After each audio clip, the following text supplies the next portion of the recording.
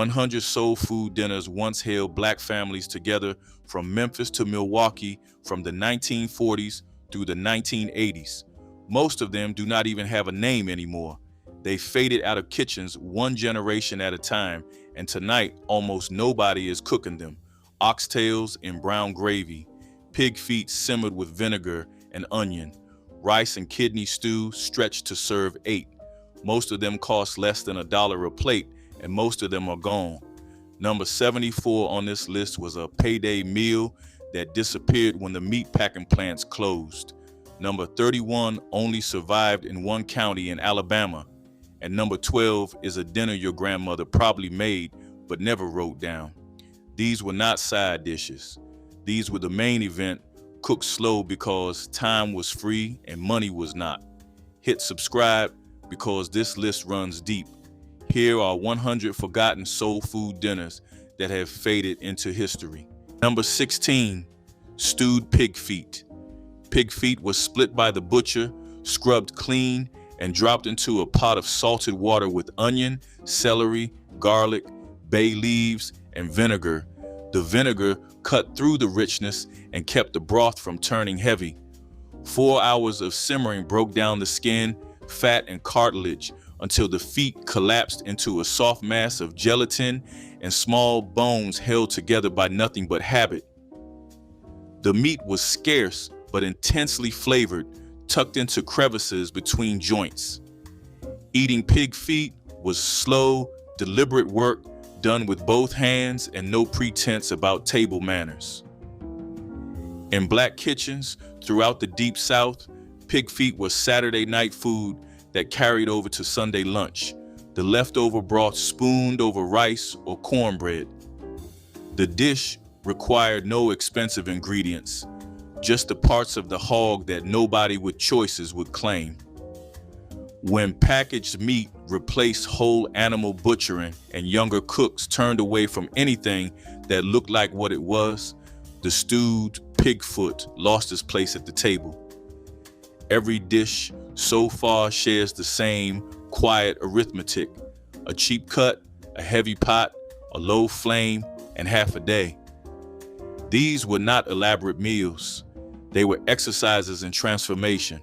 The women who ran those kitchens understood something the modern food industry has spent decades trying to make people forget. The cheapest ingredients become the richest food if you leave them alone long enough. That knowledge was not taught in schools or printed in cookbooks. It moved from stove to stove, hand to hand, corrected in real time by women who measured nothing and wasted less. The Sunday kitchen was not just where the food was made, it was where the knowledge lived. And when that kitchen emptied out, the knowledge left with it. Number 18, baked macaroni and cheese. The Easter version was not the stovetop kind. It was a custard-style casserole baked with eggs and evaporated milk until it came out firm enough to slice. Golden brown, crust on top. Every family had a slightly different recipe, and the debate over sharp cheddar versus Velveeta could divide a congregation faster than a new pastor. Here's the part you probably do not know. The man credited with preparing one of the first macaroni and cheese dishes in America was James Hemings, born 1765, enslaved by Thomas Jefferson from birth. Jefferson took him to Paris in the 1780s, where Hemings trained in French cuisine. He brought the recipe back to Virginia. Hemings negotiated his own freedom in 1796. Let that sit with you. One of the very few enslaved chefs to ever do so. He died in 1801 at age 36.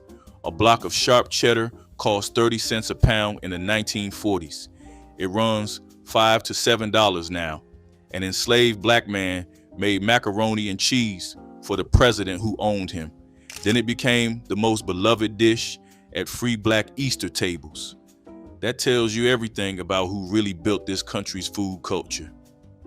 Here is something nobody talks about when they talk about Easter dinner. For black families during Jim Crow, Easter Sunday was the one day You ate like royalty in your own home. The rest of the year, segregation told you where to eat, where to sit, which water fountain to drink from. But on Easter Sunday, inside those walls, none of that existed. The table was set with the best china.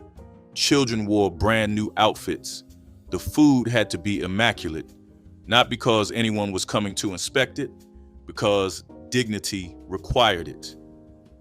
After the Great Migration, when over 7 million Black Americans left the South between 1915 and 1970, Easter dinner became proof that home still existed. A family in Bronzeville or Harlem would set a table that looked exactly like the one back in Mississippi. Same ham, same greens, same cake, recipes carried in memory across 1,000 miles. Easter dinner was not about showing off. It was about refusing to be diminished. Number 19, hominy and fatback grits, a low country Sunday breakfast that ruled kitchens from Charleston to Savannah. A 10-quart pot on a propane burner in 1948 Charleston. 3 cups of dried hominy soaked overnight in lye water made from wood ash. Rinsed twice in the morning. The fatback was cured pork belly with the rind on. The cook sliced it thick with a butcher knife she had sharpened every Saturday for 30 years. She rendered it slow until the cracklings floated golden. The grease ran clear. She lifted the cracklings out with a slotted spoon, set them on brown paper for a sandwich the next day, stirred the hominy into the rendered fat for 40 minutes. The kernels burst soft and golden. Salt and black pepper were the only seasoning. The pot fed 9 for 20 cents. A field hand ate it for breakfast, walked 4 miles to the field, worked through to supper without complaint. The fatback rind went into a paper sack on the back porch, got fried up the next day on a wedge of cornbread. The dish was the working answer to a Lent that lasted past Easter. The hominy came from a Geechee mill that ground corn the same way the Gullah women had for centuries. The recipe moved from mother to daughter like a Bible verse. This was the kind of cooking nobody had a name for yet. It sat on every Sunday table you walked past from Charleston to Savannah. By 1962, the lye treatment was banned in commercial kitchens. Home cooks switched to canned hominy. The texture wasn't the same. The dish quietly disappeared. The recipe survived only in the heads of women born before 1948. Number 19, salmon croquettes. Few things smelled more like a Black household waking up than a can of salmon hitting a hot skillet. The dish began with a single tall can of pink salmon, the cheap kind packed in its own salty liquor with the soft bones and skin still inside. The cook would crack it open and tip it into a bowl, then go in with bare hands, crushing the little vertebrae between her fingers because those bones carried calcium and nobody wasted them. In went a beaten egg, a handful of cracker crumbs, or a spoon of cornmeal, finely diced onion, and a shake of black pepper, sometimes a little chopped bell pepper for color and snap.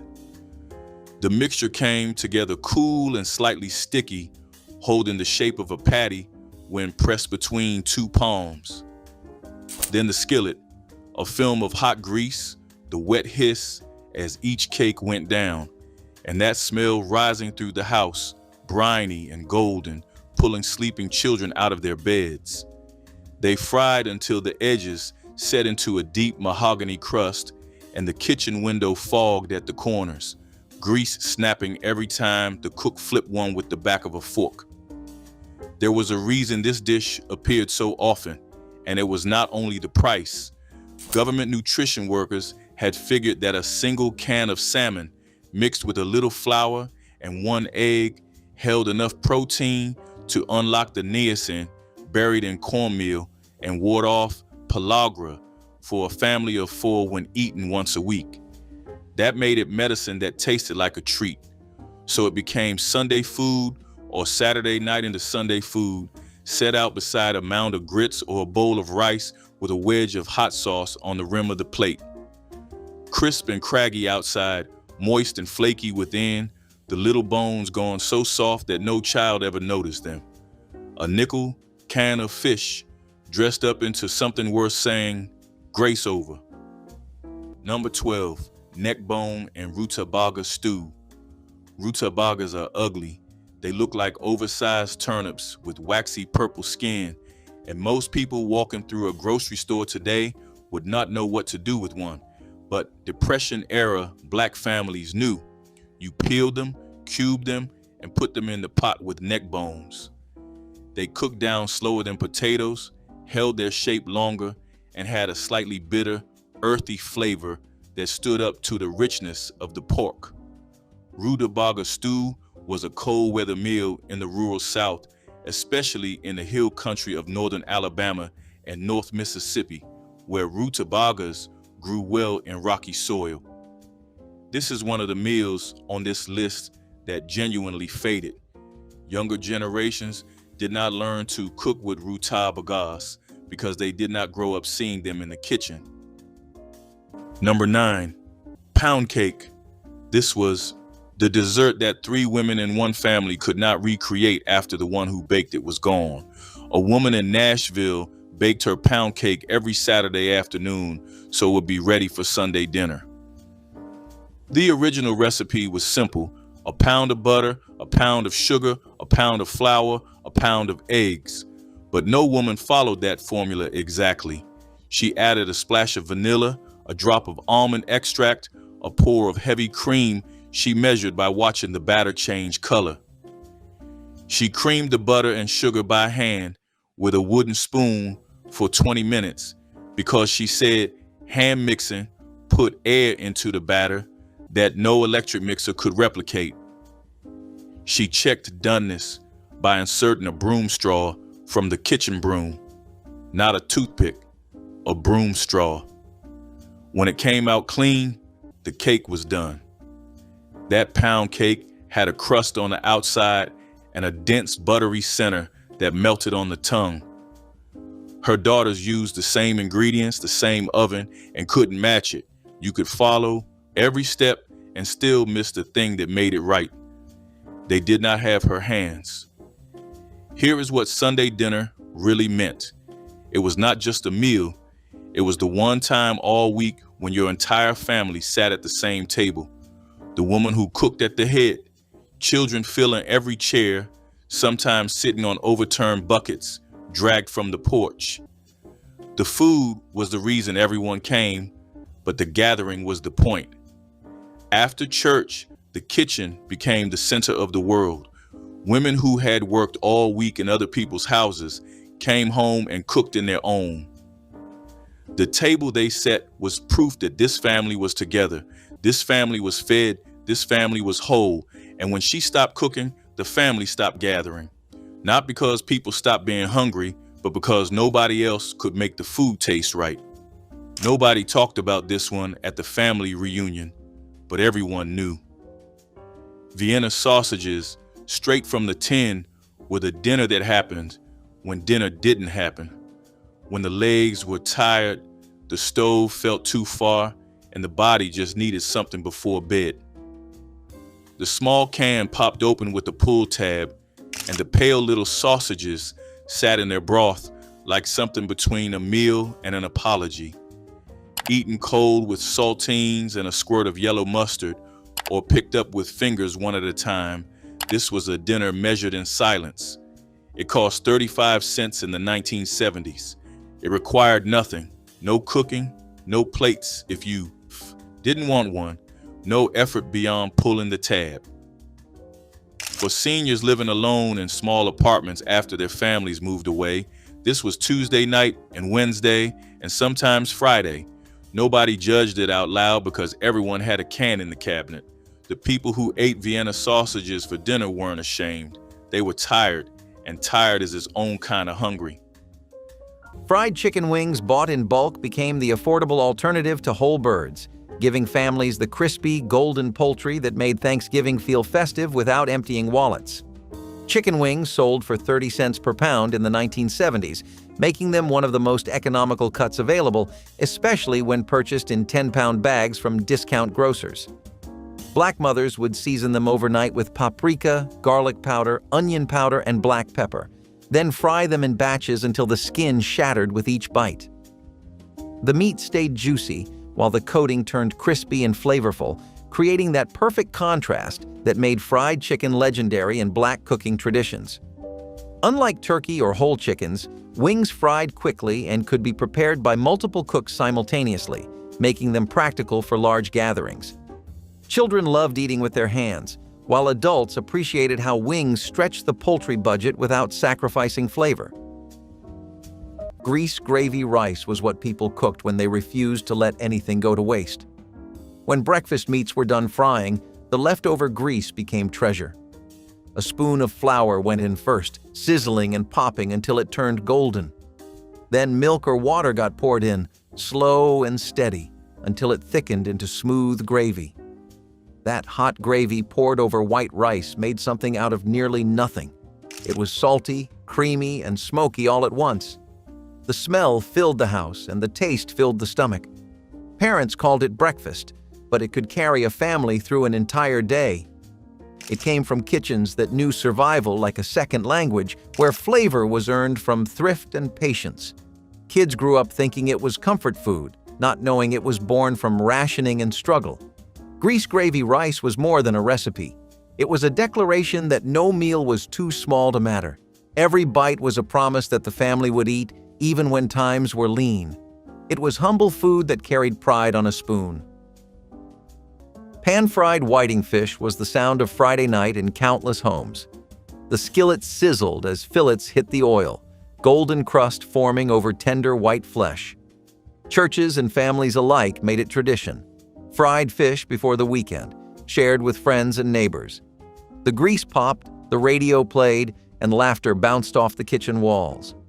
Mothers would fry batch after batch, wrapping extra fillets in foil for tomorrow's lunch. It was the kind of meal that stretched far beyond the plate. It carried the rhythm of rest after work. A slice of white bread, a dash of hot sauce, maybe a side of coleslaw. That was all you needed. The smell filled the kitchen, a mix of grease, spice, and joy. For many, it was not just dinner, it was rhythm, routine, and reward after a long week. The crunch of that first bite said everything words could not. We made it through another one. Chicken backs and necks gumbo was the kind of dish that came from deep knowledge, the kind mothers inherited from generations who knew how to stretch poultry scraps into something extraordinary. Backs and necks were the cheapest parts of the bird, often sold for pennies. Mothers browned them, added a dark roux, and slowly layered in vegetables like celery, onions, and bell pepper. The gumbo simmered for hours, building flavor until the whole house smelled like Sunday even on a weekday. Sometimes a leftover bone or a tiny bit of sausage went in, just to deepen the broth served over rice. It became a feast built from scraps. Children never realized how inexpensive it was. They only knew how good it tasted. It warmed the belly, lifted the spirit, and made even the leanest pantry feel full. Chicken backs and necks gumbo was survival turned into heritage. Cornmeal-crusted fried pork chops were a celebration of texture and taste. Grandparents dredged the chops in seasoned cornmeal, pressing it tight before dropping them into bubbling grease. The sizzle was loud and promising, the smell enough to make mouths water across the house. The crust turned golden and crisp, the meat inside juicy and tender. Each chop came out shining with pride, ready to be served beside mashed potatoes or collard greens. The first bite crackled, then melted into pure comfort. Even when meat was rare, this dish made dinner feel abundant. It was a meal of love, labor, and satisfaction, the kind that made families linger at the table long after the plates were empty. Cornmeal-crusted fried pork chops were proof that good food was not about wealth, but about will, about taking what you had and making it beautiful. It was soul food in every sense of the word. Smothered pork chops, bone-in pork chops, thick cut and seasoned with salt, black pepper, garlic powder, and onion powder were dredged through seasoned flour and browned in a cast iron skillet until the coating turned golden on both sides. The chops came out and a full onion, sliced thin, went into the same pan with the drippings. The onions cooked down until they softened and started to color. Then a few spoonfuls of flour went in to make a roux right there in the pan.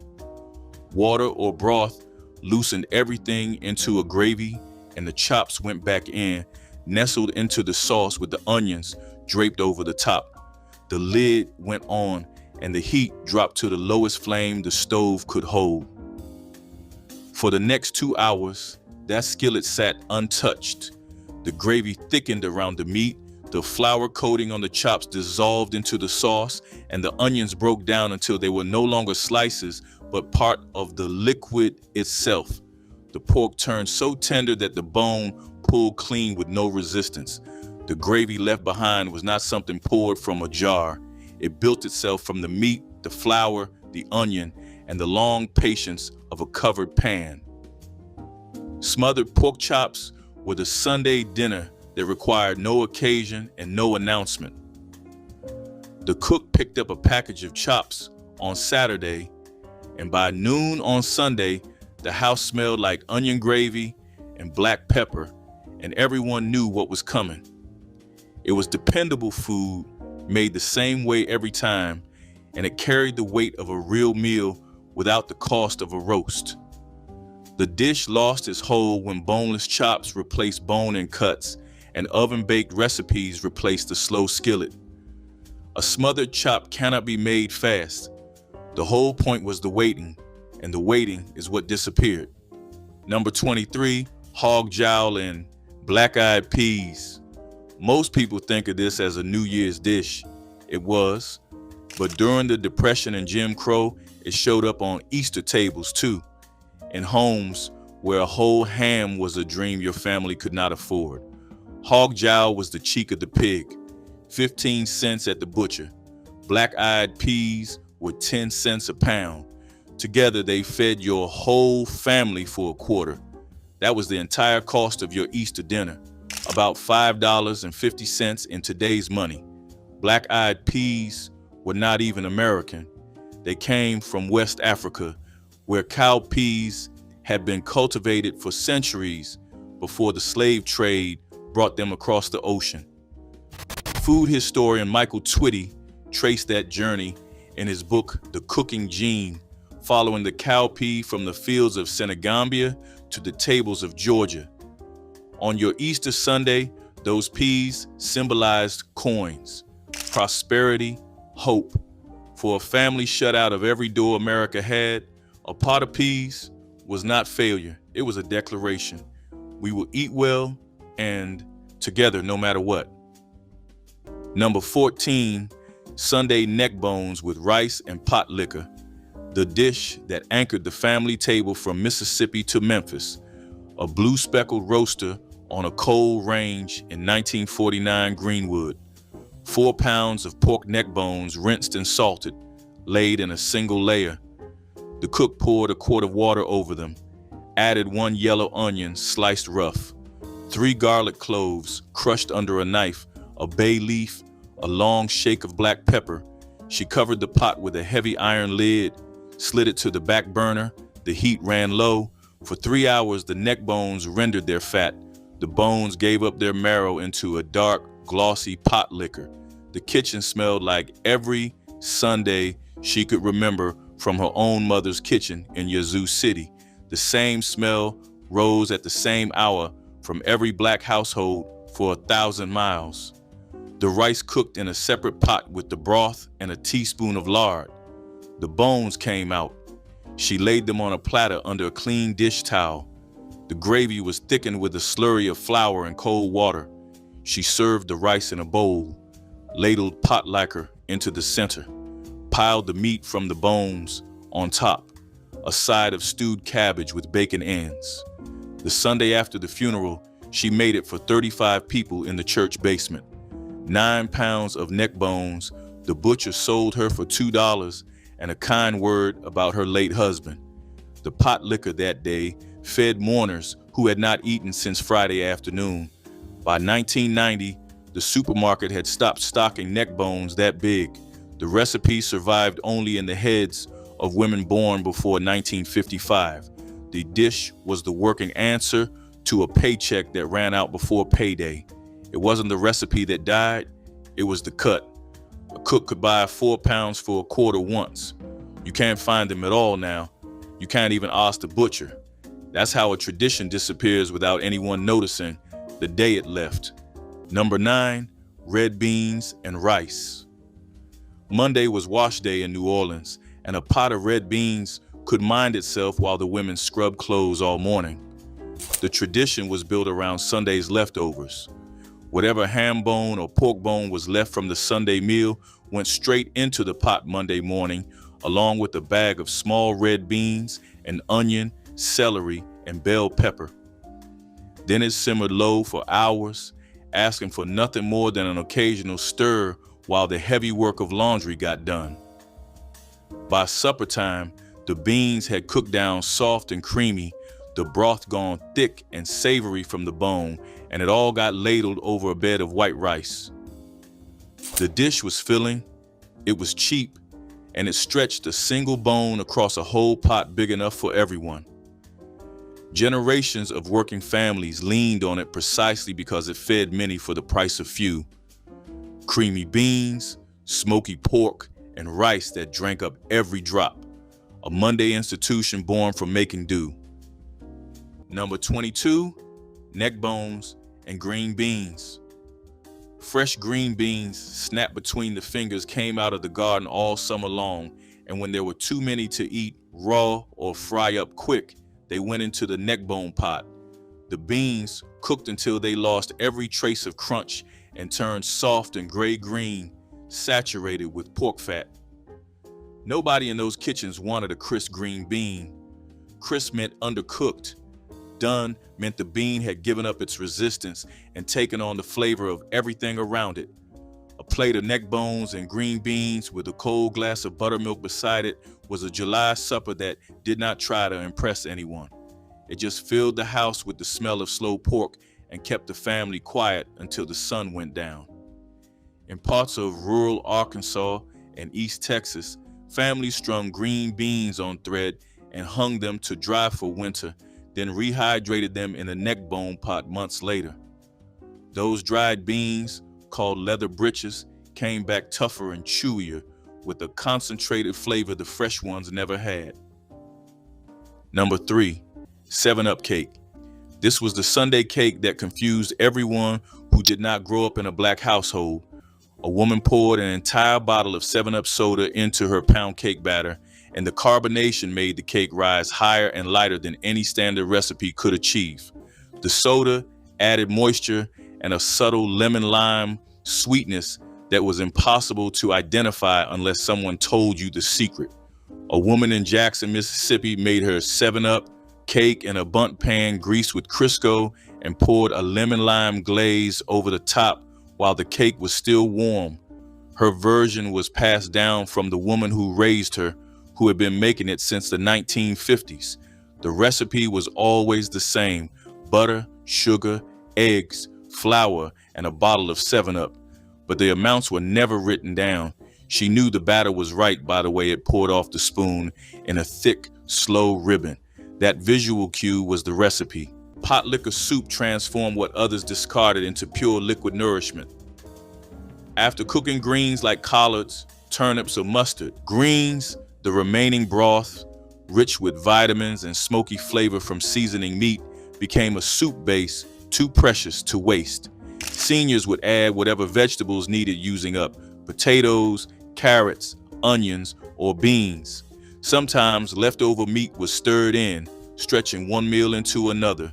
The soup simmered until everything melded into a satisfying bowl served with cornbread for dunking. This dish represented the ultimate in resourceful cooking: waste nothing, use everything. For those on fixed incomes, pot liquor soup meant nutrition without additional expense. It was deeply traditional, carrying the wisdom of ancestors who understood that flavor and nourishment hid in what others overlooked. Creamed corn made from canned corn and evaporated milk became the sweet, creamy side dish that children especially loved, prepared from affordable ingredients that most households kept in pantries. Black mothers would drain canned corn, then simmer it with evaporated milk, butter, or margarine, and a touch of sugar until it thickened into rich, creamy consistency. Some added a sprinkle of black pepper for contrast, while others kept it sweet and simple to please children who might reject more complex flavors. The evaporated milk created richness without requiring expensive heavy cream, making this dish accessible even to families on tight budgets. A single can of corn could be stretched to serve 8 people when prepared this way, and most families needed only 3 or 4 cans for Thanksgiving gatherings. The dish was make-ahead friendly, reheating beautifully without separating or losing its creamy texture. Pinto bean cakes were genius in their simplicity. Leftover beans from last night's pot were mashed, mixed with flour and onions, and fried until golden brown. What had started as scraps became something new, something delicious. The cakes were crisp at the edges and soft in the center, hearty enough to stand on their own or to sit beside rice or greens. It was a meal made by hands that refused to waste, by people who understood that nothing in the kitchen should ever be thrown away. The scent of frying bean cakes was homely and warm, a small reward for hard work. Each bite tasted of thrift, resourcefulness, and quiet pride. It was proof that survival could be creative, and that good cooking never depended on wealth, only wisdom. The sound of the pan crackling was the sound of resilience itself. A sprinkle of salt, a turn of the spatula, and the world felt right again. Served with hot sauce or ketchup, they turned into a feast from the plainest of ingredients. Bean cakes taught children early on that waste was not an option, and that love could be fried up right alongside supper. Turkey necks and gravy were the kind of food that proved hard times could still taste good. The necks, once considered scraps, were simmered for hours until the meat turned tender and the broth turned silky brown. With a little flour and fat, that broth became gravy, thick, savory, and irresistible, poured over rice or mashed potatoes. It was the kind of dish that demanded patience, hours of slow cooking and quiet care. The best cooks knew that nothing rushed ever tasted right. When that first spoonful hit the plate, it carried the weight of every hour spent waiting. The kitchen filled with the scent of something special, the kind of smell that drew family from every room. It was food made from patience and pride, turning thrift into triumph. The bones held flavor that money could not buy, and the slow cooking turned it into gold. Turkey necks and gravy were proof that nothing was wasted in a home that understood value, not just in ingredients, but in love. Tomato okra rice stew, sometimes called country stew, was a dish built from the garden and the pantry, relying on vegetables and rice instead of meat. Mothers combined canned tomatoes, fresh or frozen okra, onions, and seasonings in a large pot, letting everything soften into a thick, spoonable stew. A little garlic or hot pepper was added when available, giving the pot a gentle heat that made it even more satisfying. Rice was added to stretch the meal, swelling as it absorbed the tomato broth. The mixture simmered for a long time, sending up warm, familiar scents that wrapped the house in comfort. Children gathered near the stove, lifting the lid even when told not to, eager to see the bubbling stew. Kids loved its bright flavor and soft texture, especially when paired with cornbread. They learned early that vegetables could stand on their own when seasoned with care. It was a filling dinner made from the most basic ingredients, yet it never felt lacking. Tomato okra rice stew was proof that even plant-based meals could feel rich. Wild grape must connected plantation kitchens to the native abundance of the American South. Muscadine and Scuppernong grapes grew untended along fences and forest edges, providing a dependable late summer harvest. Enslaved workers gathered the clusters and crushed them by hand to create a tangy juice that could be fermented slightly for a refreshing drink or boiled into a syrupy must used to season grains and greens. This technique echoed West African traditions of using fruit reductions to brighten savory dishes. After emancipation, muscadine wine and homemade grape jellies became hallmarks of Southern foodways, and small farms still produce them today. The careful gathering and slow simmering required patience and skill, qualities that defined the cooking of those who made the most of every wild resource. Wild grape stands as both a practical recipe and a testament to how African-American cooks merged Old World techniques with New World ingredients, leaving a flavor that continues to shape regional preserves and beverages across the Carolinas and Georgia. Number 22, neck bones and rice. Pork neck bones were cheap, bony, and full of marrow. Browned in a skillet with salt, pepper, and garlic powder, they went into a heavy pot with sliced onions and enough water to cover. 3 hours of simmering extracted every ounce of flavor from the bones and turned the surrounding meat fork tender. The broth that formed was ladled over a mound of white rice, so the grains swelled and softened into a thick, savory porridge. Every plate required a pile of napkins and the patience to pick around small bones. Neck bones were the kind of cut that a black grandmother could buy with pocket change and turn into a meal that fed everyone at the table twice. When pre-cut boneless pork took over the meat counter and a new generation stopped wanting to eat around cartilage, the dish quietly left the Sunday rotation. Number 20, hog head cheese. In Louisiana, the butcher made a special Easter batch. Hog head cheese was not cheese at all. It was a cold-cut terrin made from boiled pig parts. Head, feet, ears, tongue, all of it simmered until the natural gelatin from the bones set the meat into a mold. Vinegar kept it preserved. You sliced it thin and spread it on saltines, or stuffed it into a po' boy, or cubed it and ate it like actual cheese. The Poche family of Breaux Bridge, Louisiana, has been making hog head cheese commercially since 1962. They are one of the last traditional operations in the state. The number of Louisiana butcher shops making house-made hog head cheese for Easter has declined by an estimated 70% since the 1980s. This was the ultimate expression of making something from nothing. The parts of the animal nobody else wanted turned into something so good that butchers sold it in special Easter molds because even scraps deserve to be celebrated. Today, it sells for $8 to $10 a pound. If you are under 40, you have probably never tasted it. Number 24, hoe cakes with sorghum molasses, a black iron griddle on a kerosene stove in 1944 Tuskegee, smoking hot, bacon grease pooled in the center. The batter was cornmeal, salt, hot water, nothing else. She dropped it by spoonful, 3 at a time, waited for the edges to lace, flipped each round.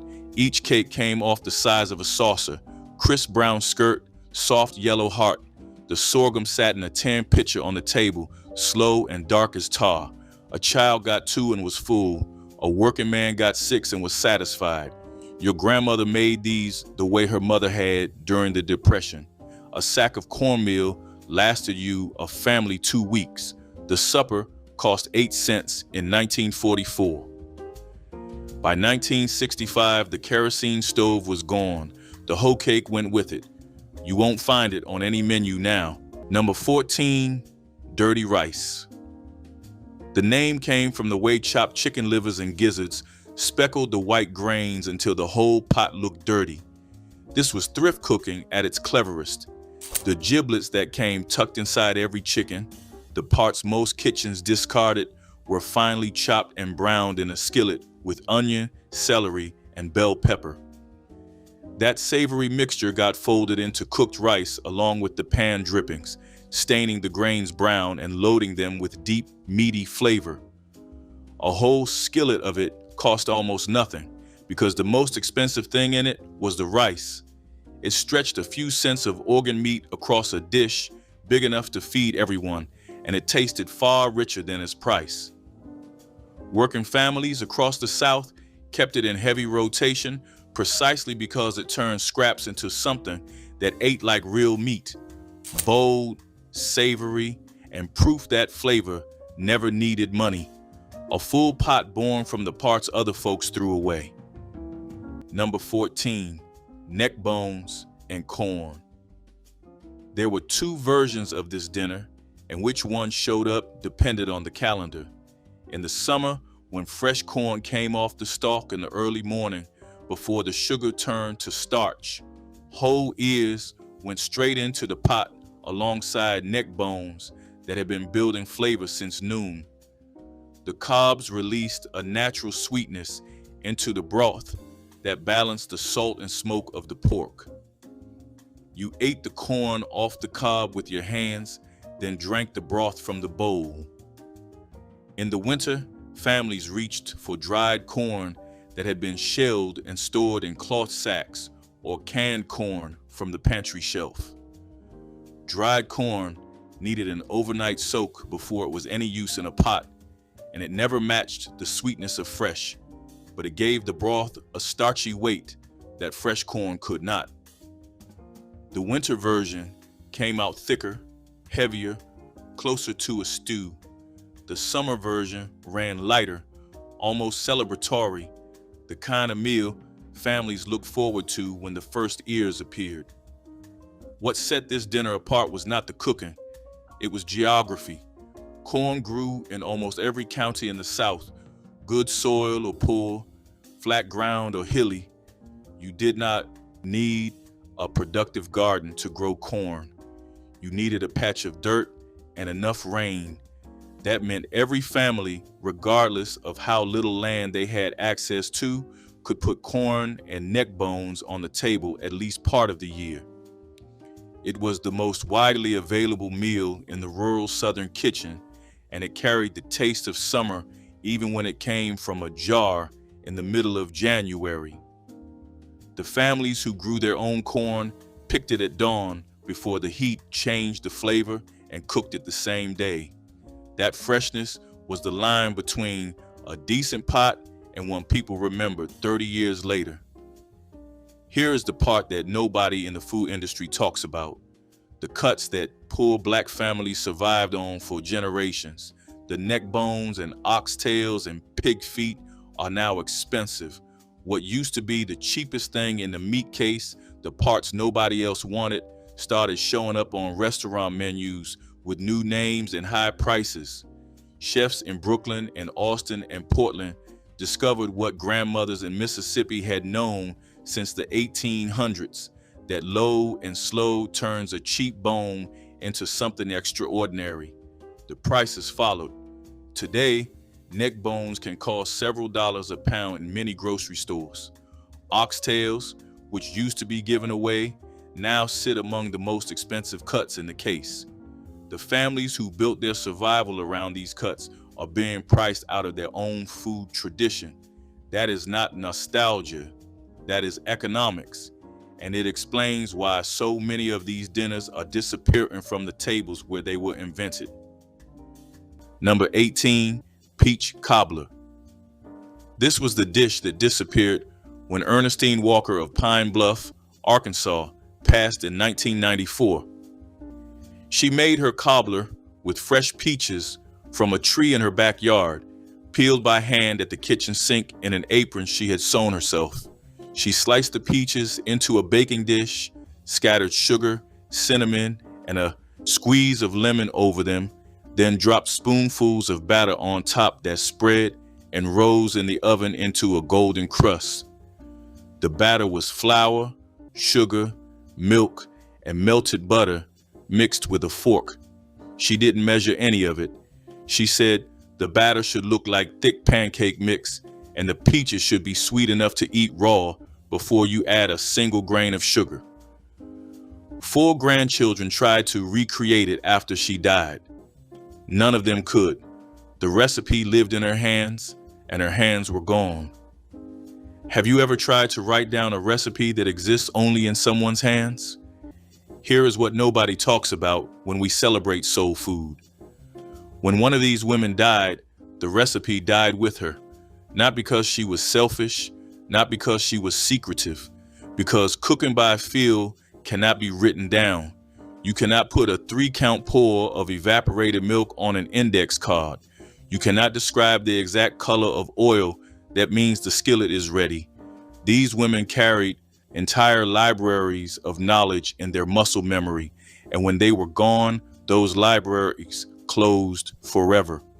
You are left with a taste you remember and a dish you cannot reproduce. That is the real cost of cooking without a recipe. The food was perfect, and it was temporary. Smothered cabbage with smoked sausage was a one-pot dinner that could feed you twice on less than $2. A head of green cabbage, sliced thin, not chopped because chopping made it mushy, went into a deep skillet with smoked sausage cut into coins. The sausage browned first, rendering its fat into the pan, then the cabbage went in on top, wilting down and soaking up every drop of smoky grease. Seasoned with salt, pepper, garlic powder, and a splash of apple cider vinegar to keep the cabbage from going flat, the whole pot cooked covered on medium-low for about 8 minutes. The vinegar was the secret. Without it, the dish tasted dull. With it, the cabbage turned bright, almost sweet against the salt of the sausage. In the 1970s and 80s, smoked sausage was one of the cheapest meats at the corner stores. A senior living alone could buy one link, pair it with a 50-cent cabbage, and eat for 3 nights. That kind of math kept people alive. String beans canned in bulk and seasoned with bacon drippings provided the vegetable side that stretched pennies into portions for crowds, proving preserved vegetables could taste homemade. Black mothers bought cases of canned green beans when on sale, often paying less than 30 cents per can, then transformed them by draining the packing liquid and cooking them down with saved bacon grease. The bacon drippings, carefully stored from breakfast preparations throughout the year, added smoky richness that made even plain canned vegetables taste slow-cooked. Onions sautéed in the drippings first created a flavor base, then the drained beans went into simmer until they softened and absorbed all that porky goodness. Some women added a pinch of sugar to balance saltiness, while others threw in a ham hock if available. The beans weren't crisp tender but cooked until completely soft, the way older generations preferred vegetables. Children usually won over by these bacon-flavored beans. Hominy pancakes were another clever way families stretched resources into filling meals. Hominy, boiled corn kernels treated with lye, was folded into simple flour batter and fried on a hot griddle until crisp on the edges. The result was a pancake that was hearty, chewy, and rich in flavor. Families leaned on this dish because hominy was inexpensive, filling, and often available in bulk. These pancakes were served plain or topped with syrup, molasses, or even just butter when sugar was scarce. Children enjoyed the slightly nutty texture, while adults appreciated that it carried them through long hours of work.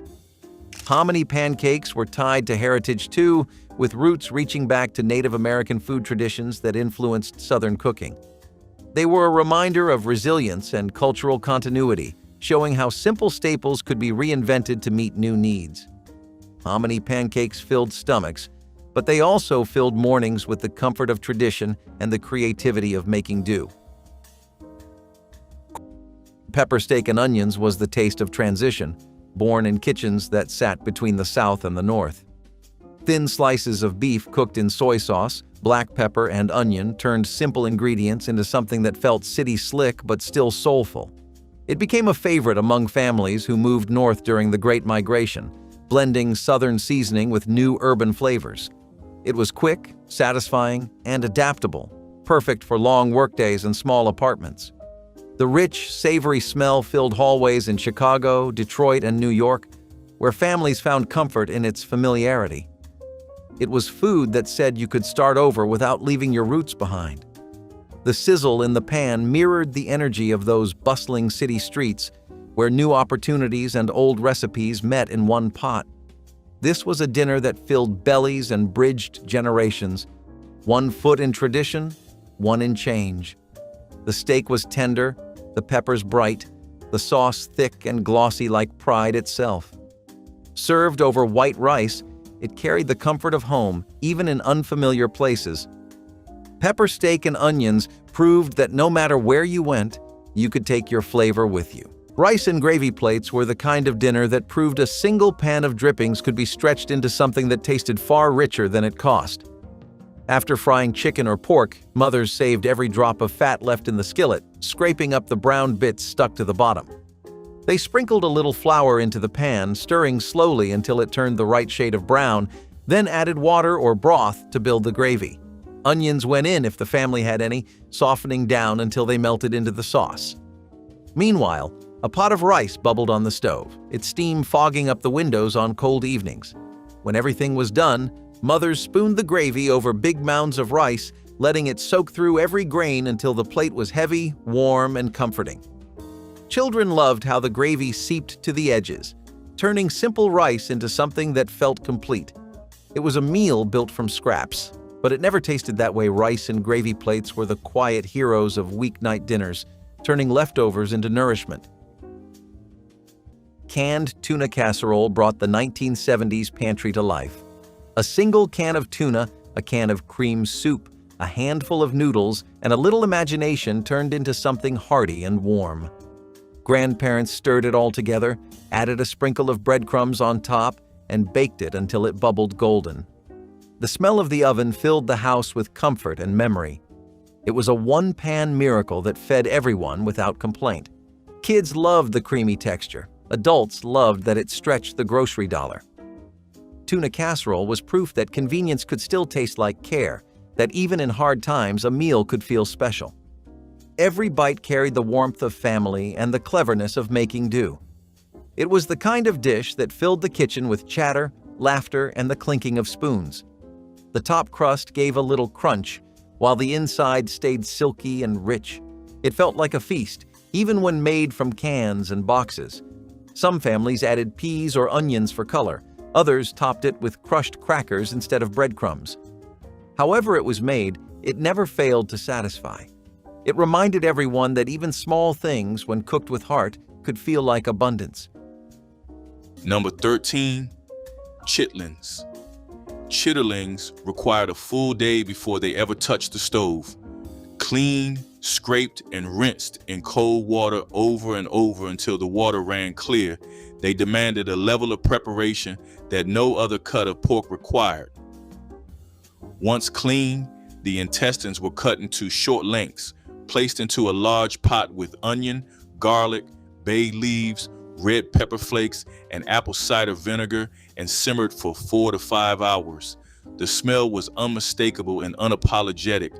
It filled the house and drifted into the yard, and anyone who grew up in a household that cooked chitlins knew that smell meant Sunday. The finished product was tender, chewy, and deeply savory, served with hot sauce and vinegar on the side. Chitlins were the most labor-intensive Sunday meal in the black kitchen and the most divisive. You either grew up eating them or you did not, and there was rarely a middle ground. When the younger generation refused the cleaning work and the smell, the pot stopped appearing, and a tradition that stretched back to slavery ended at the kitchen door. Number 14, banana pudding. The Easter banana pudding that has disappeared is the from-scratch version. Real egg custard cooked on the stovetop, layered with fresh bananas and vanilla wafers, topped with meringue brown golden in the oven. Making it took 90 minutes. The instant pudding, mixed with Cool Whip version, takes 15, an 83% reduction in labor that changed the dish forever.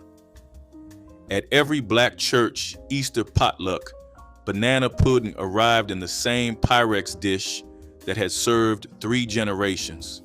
You knew whose was whose, because in a community where everything was shared, that recipe was the one secret nobody gave up.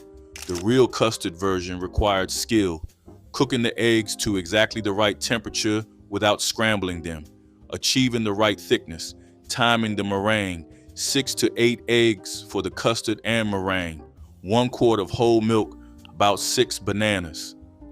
The dish came to church in the morning.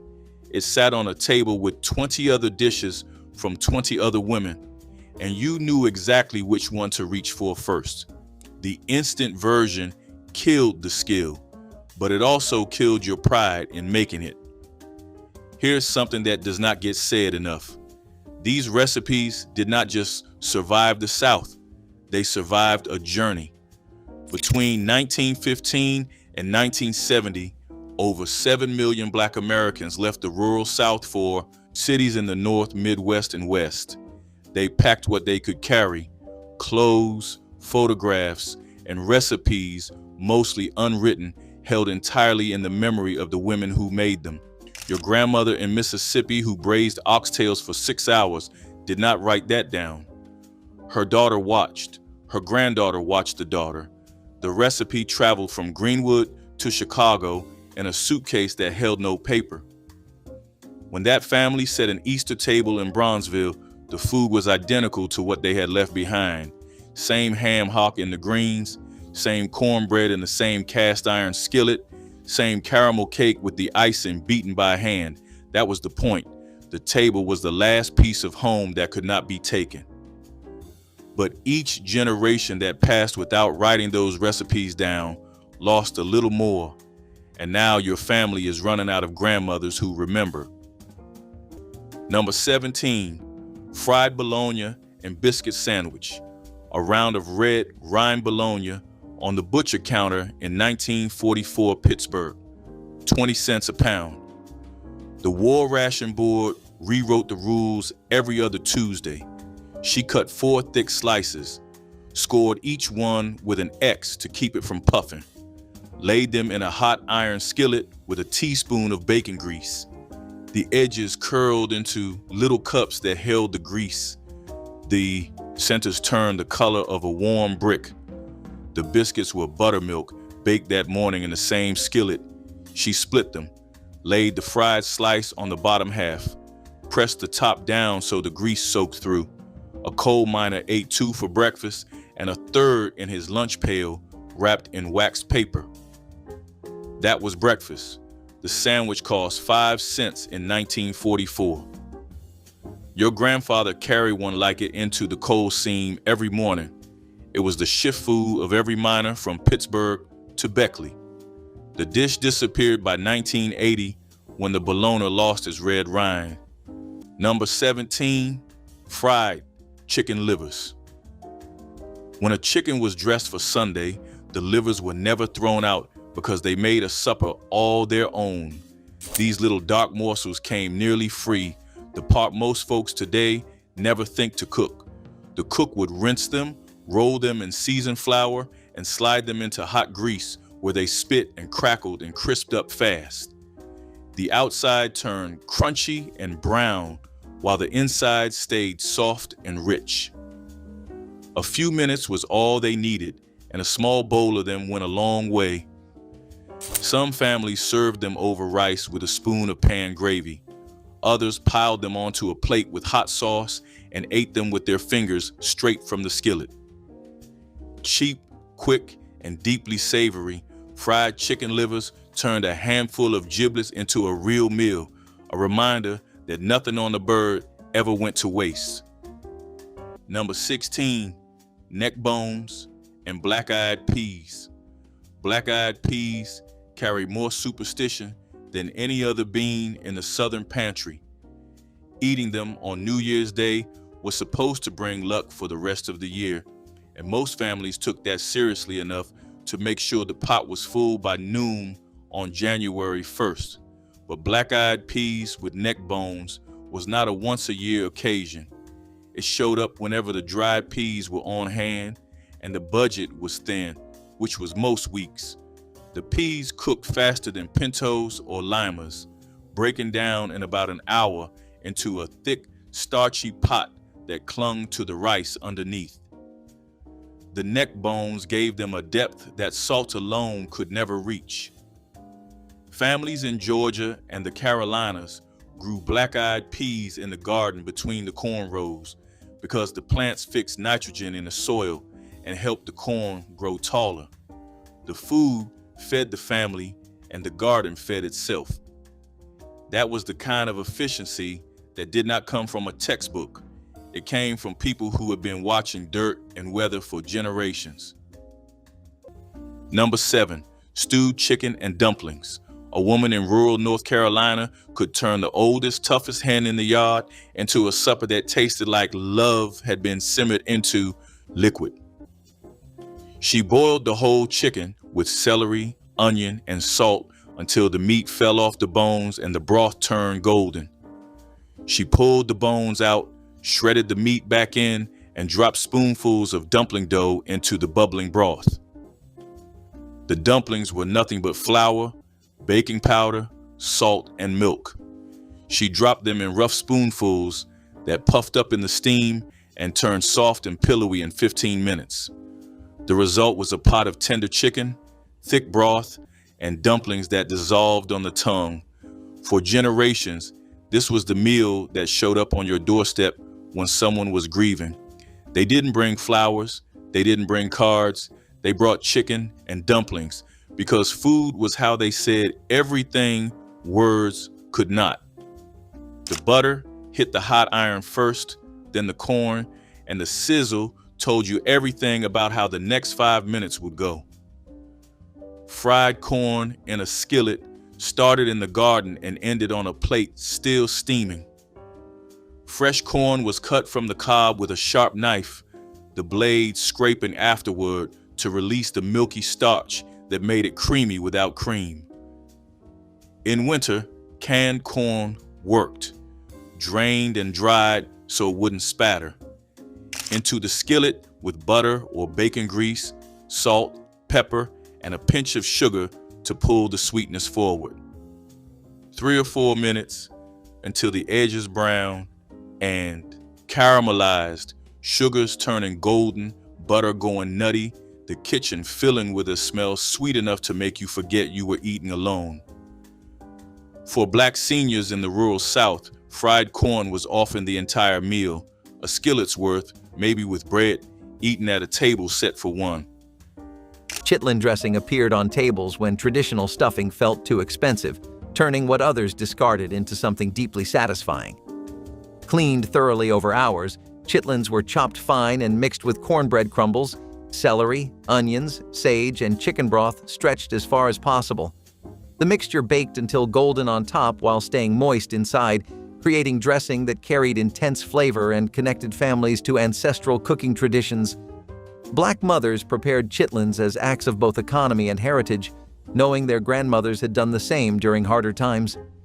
The smell was unmistakable, but for those raised with it, chitlin dressing meant Thanksgiving in ways plain bread stuffing never could. A single batch cost less than $3, yet fed the entire gathering. Young people might have initially resisted, but after that first bite, most came back for seconds. Chitlin dressing taught lessons about respecting traditions. Cabbage and potatoes with fatback was the kind of dinner that came from both patience and pride. It started with simple ingredients, just a head of cabbage, a few potatoes, and a piece of salted pork. But it ended up tasting like something far grander. The fatback sizzled first in the pan, releasing its smoky aroma that filled the house and made stomachs growl. Then came the cabbage and potatoes, frying and steaming together until tender and glistening. The salty richness from the pork flavored every bite, turning 2 humble vegetables into a full meal. It was a one-pan supper that needed no extras, no fancy seasoning, just time and care. Families cooked it when payday was still far away, yet it always brought a sense of comfort. This was food that worked hard to remind people they were still home, still together, and still able to make something beautiful from what little they had. Shrimp and grits came from coastal kitchens that knew how to turn simplicity into soul. Shrimp sautéed in butter and garlic, resting on creamy stone-ground grits, created a contrast that was both humble and elegant. It began as fishermen's food, quick, filling, and inexpensive, but grew into a southern icon. In Charleston or Savannah, it was more than breakfast. It was tradition in a bowl. Some added smoky sausage or hot sauce for heat, while others let the sweetness of the shrimp shine through. Each version told the story of the water, the work, and the pride of a people who lived close to the tide. Every bite carried the salt of the sea, and the warmth of the South. It was breakfast, lunch, or dinner, depending on the day and the hunger. Shrimp and grits proved that the simplest ingredients could tell the richest stories, tying African, Caribbean, and Southern flavors together in one bowl. Even as the world changed, this dish stayed timeless, comforting, familiar, and always worth another bite. Fried fatback with wilted greens was a dinner that stretched almost nothing into something satisfying. Fatback was cheap, salty, and often the only pork a household could afford, but its flavor went a long way. Mothers sliced it into thin pieces and fried them in a hot skillet until the edges curled and turned golden. The rendered fat was then used to cook mustard or collard greens, softening them into a tender, silky pile that tasted deeply seasoned even without meat. Sometimes mothers added a splash of vinegar or a pinch of sugar to balance the sharpness of the greens, turning the pot into something even more comforting. The sizzle of the fatback and the sharp smell of the greens mixed together in a way that pulled children toward the kitchen. They waited near the stove, hoping for a crispy piece fresh from the pan, knowing it might be the only meat they tasted that night. A single piece of fatback on the plate felt like a treat, even though it cost almost nothing. The greens wilted perfectly in the hot pan, absorbing every bit of flavor left behind. Mothers served big portions because greens filled the belly and kept everyone satisfied. It was a simple meal, but it fed the whole family. Fried fatback with wilted greens was resourcefulness turned into tradition. Molasses stacked cake graced weddings and homecomings with a sweetness born of patience and skill. Thin layers of spiced cake were baked individually, then stacked high with a rich molasses filling that soaked into the crumb as the dessert rested overnight. The dark syrup lent a deep flavor that spoke of both Caribbean cane fields and Southern kitchens. Families often baked the layers days ahead, turning the assembly into a festive gathering where aunts and cousins worked side by side. Each slice told a story of celebration and endurance, for molasses was affordable and plentiful even when other sweeteners were scarce. The cake's tall, impressive stature made it a centerpiece on tables decorated for special occasions, a symbol of abundance even in lean times. Today, few households take the time to roll, bake, and stack so many delicate layers, and the recipe lives mostly in old family cookbooks. Those who have tasted it know the quiet triumph of a dessert that rewards effort with lasting memory. Number 14, butter beans with ham hock. A smoked ham hock went into a deep pot with dried butter beans that had soaked overnight in cold water. The pot was filled, covered, and set on a low flame that would not be touched for 3 hours. The ham hock did all the work. As it cooked, the smoke and salt leached out of the bone and into the liquid, and the fat under the skin melted into the broth and gave it a sheen that no seasoning could replicate. The beans swelled slowly, absorbing that smoky water until each one was creamy inside and heavy with flavor. By the time the pot was ready, the ham hock had given everything it had. The meat around the bone was pulled off in shreds and stirred back into the beans. The bone itself, stripped clean, was sometimes left in the pot on the table as proof of what had flavored the meal.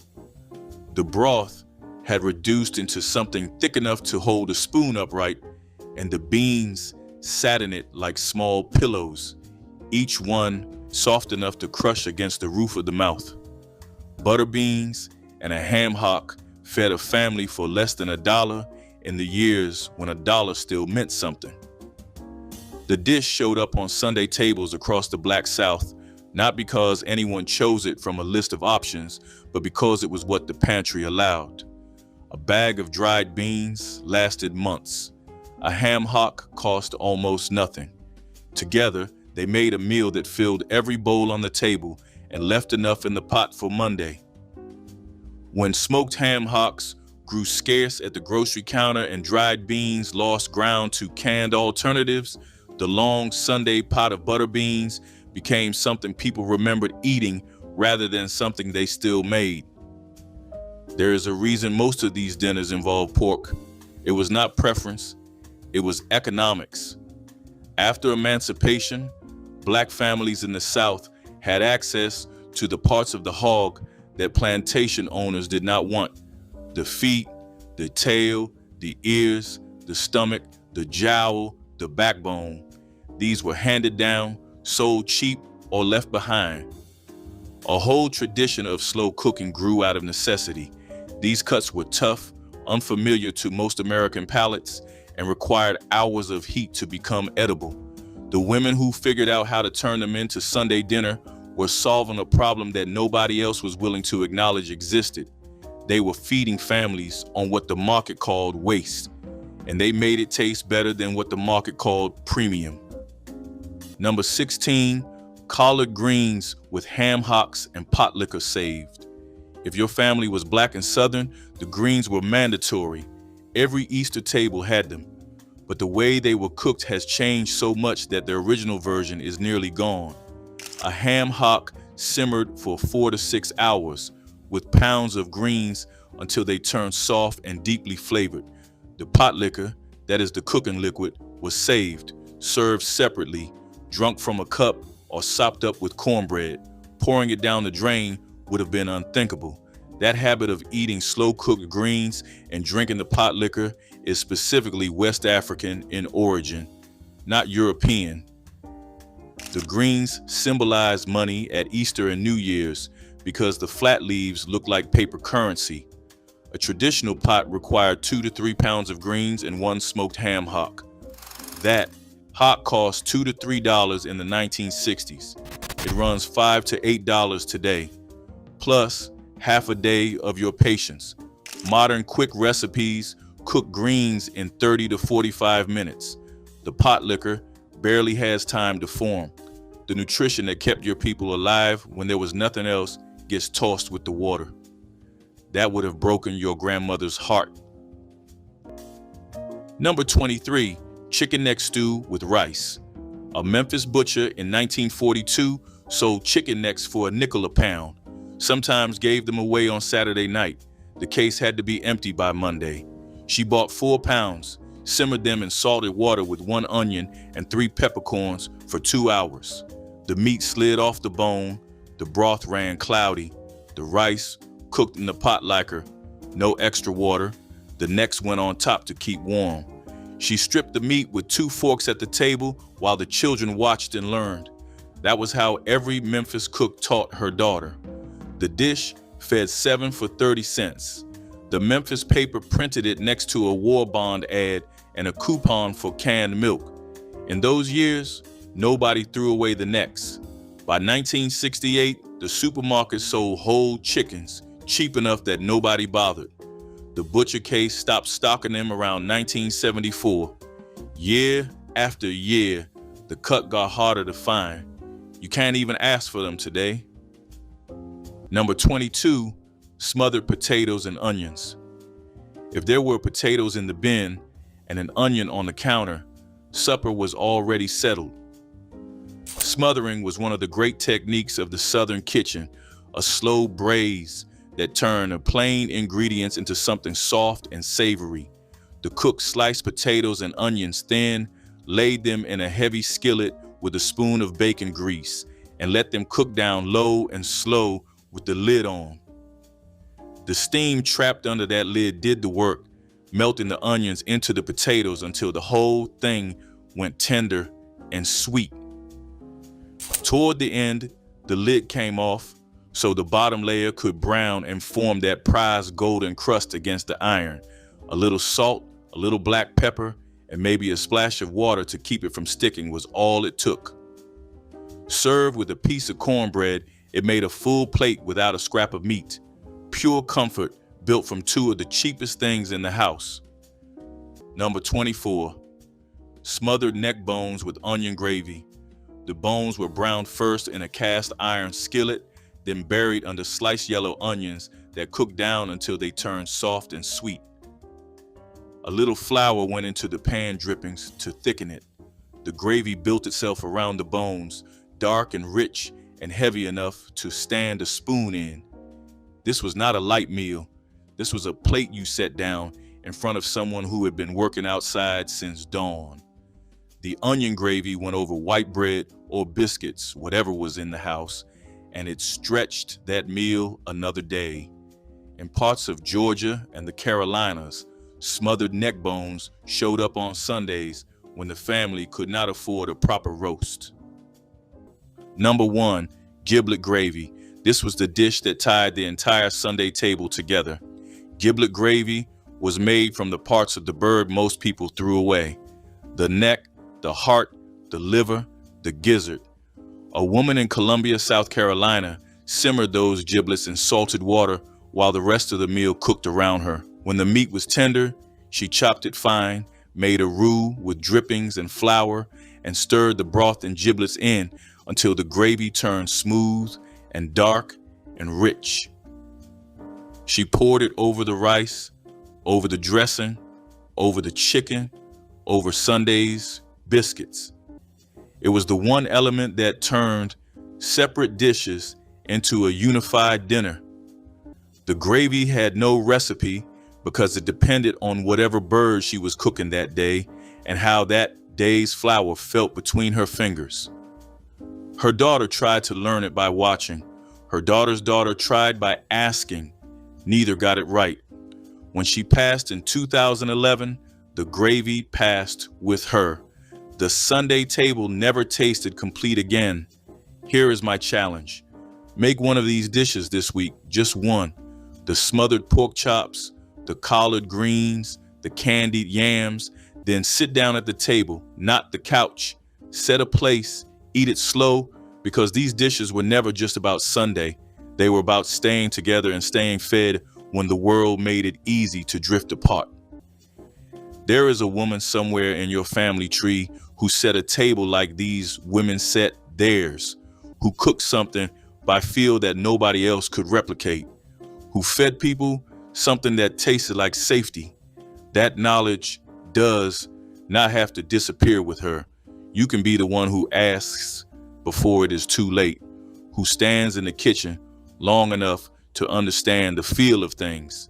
Tell me in the comments which dish was made without a recipe in your family. I want to know if the macaroni and cheese gets more love than the fried chicken.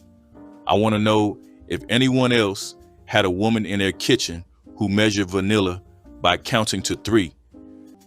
Tomato sandwiches with mayonnaise only appeared when the garden came in. That short window in July and August when the tomatoes were heavy, warm from the vine, and red all the way through. This was never a winter meal. The tomato had to be sliced thick, almost a 1/4 inch, laid on soft white bread, spread with Duke's mayonnaise. Always Duke's in the South, where brand loyalty ran deeper than politics. Salt and black pepper on top, nothing else. The bread soaked through from the juice within seconds, and you ate it fast, leaning over the plate so it didn't drip down your wrist. For seniors who still kept a small garden or had a neighbor who brought tomatoes by, this sandwich was the taste of summer itself. No cooking, no heat from the stove, and a sweetness from the fruit that made the meal feel like a gift.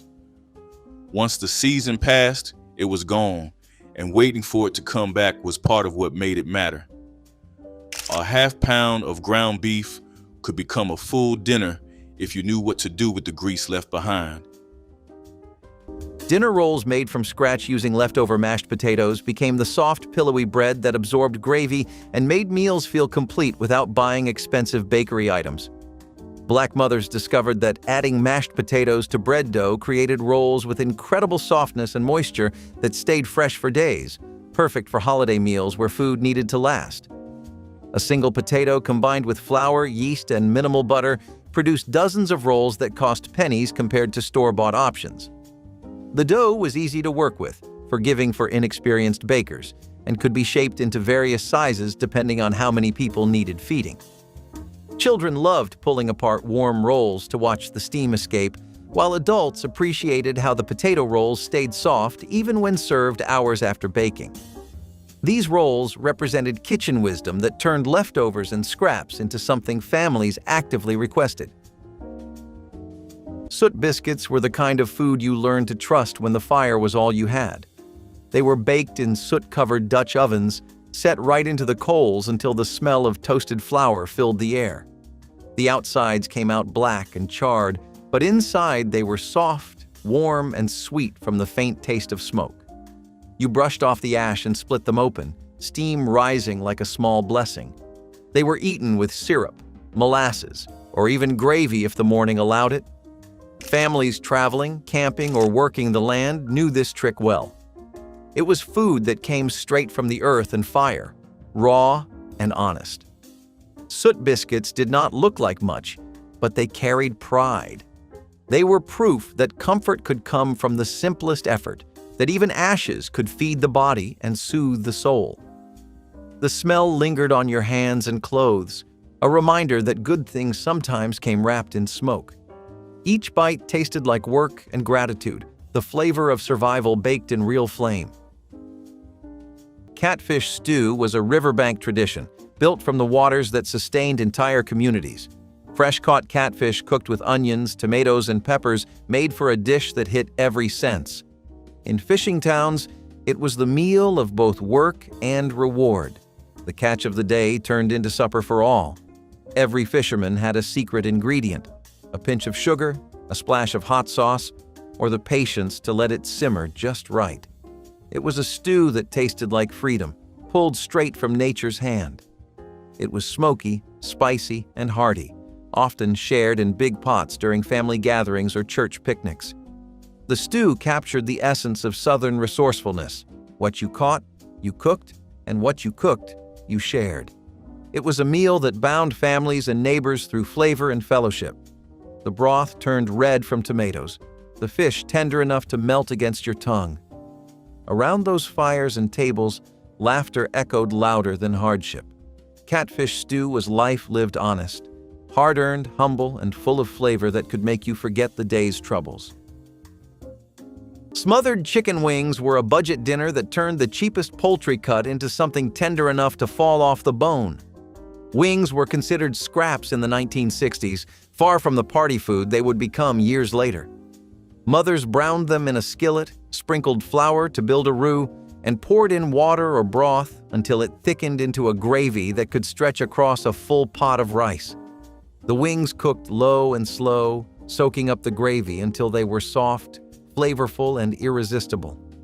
The whole dish tasted like comfort, the kind that made you sit a little longer at the table just to savor the warmth. Children loved smothered wings because they felt rich even when they were not. Mothers loved them because they fed everyone without emptying their pockets. The gravy was always the real star, thick, savory, and perfect for spooning over everything on the plate. Leftovers rarely survived until the next day because kids asked for more before the pot even cooled. Smothered chicken wings were the kind of meal that made a house feel full even when the budget was not. Cabbage and potato hash made vegetables taste like victory. Grandparents diced cabbage thin and cut potatoes thick, tossing them together in a skillet slick with bacon grease. The sound of sizzling filled the room, the smell of pepper and salt pulling everyone closer. The cabbage softened while the potatoes browned, the two becoming inseparable in flavor. It was hearty enough to be supper and simple enough to be breakfast the next morning. Sometimes onions or a bit of leftover sausage found their way in, but it never needed much to shine.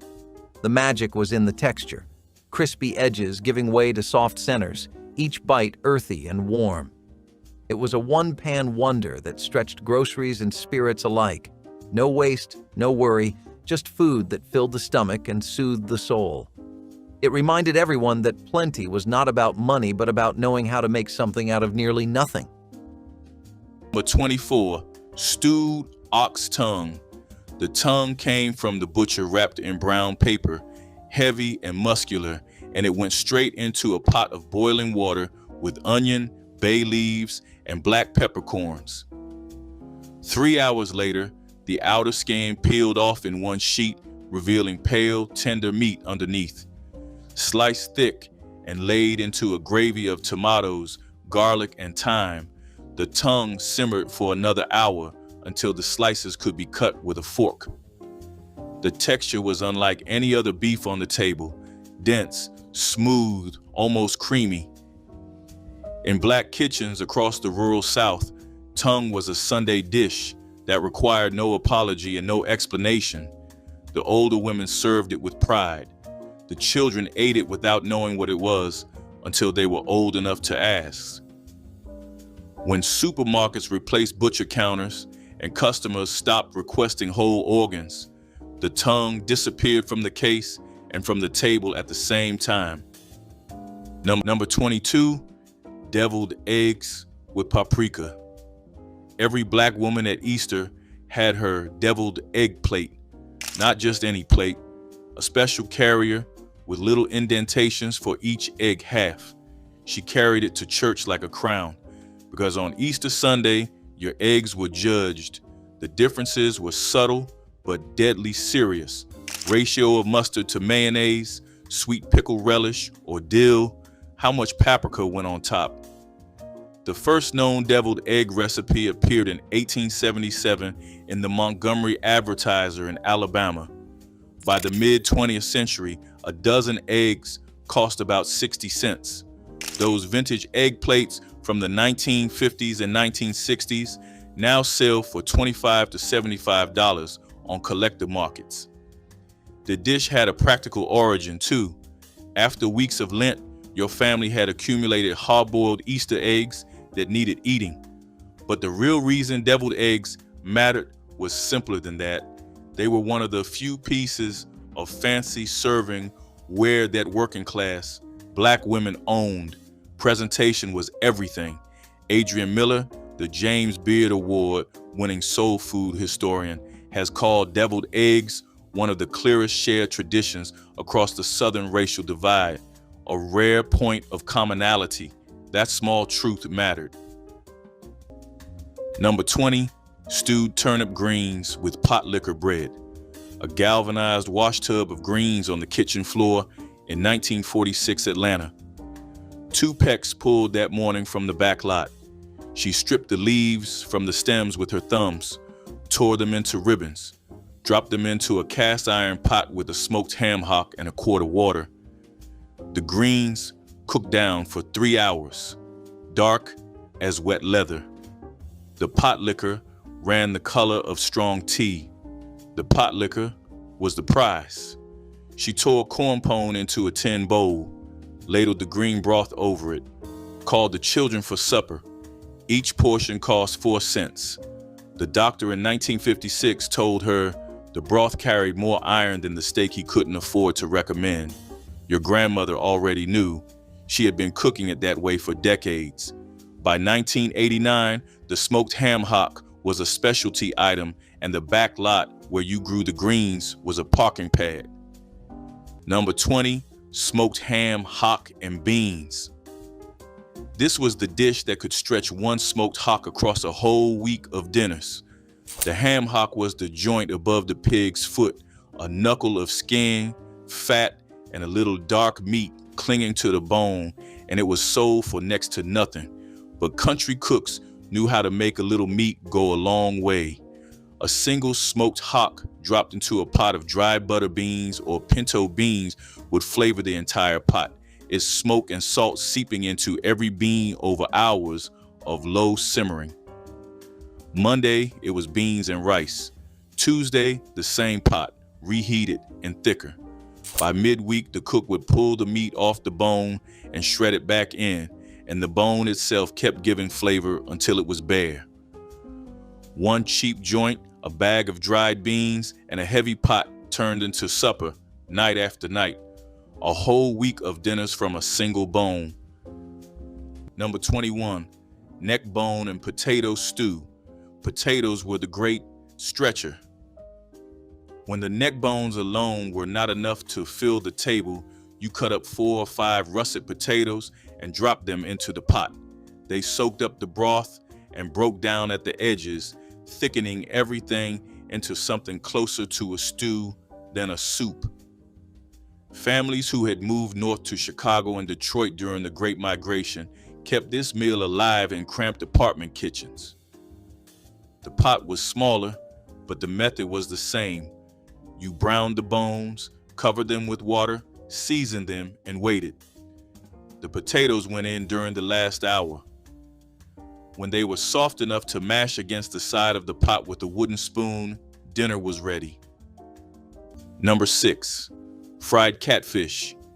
In the Mississippi Delta, Friday was fish fry night, but catfish made its way onto the Sunday table in plenty of black households too.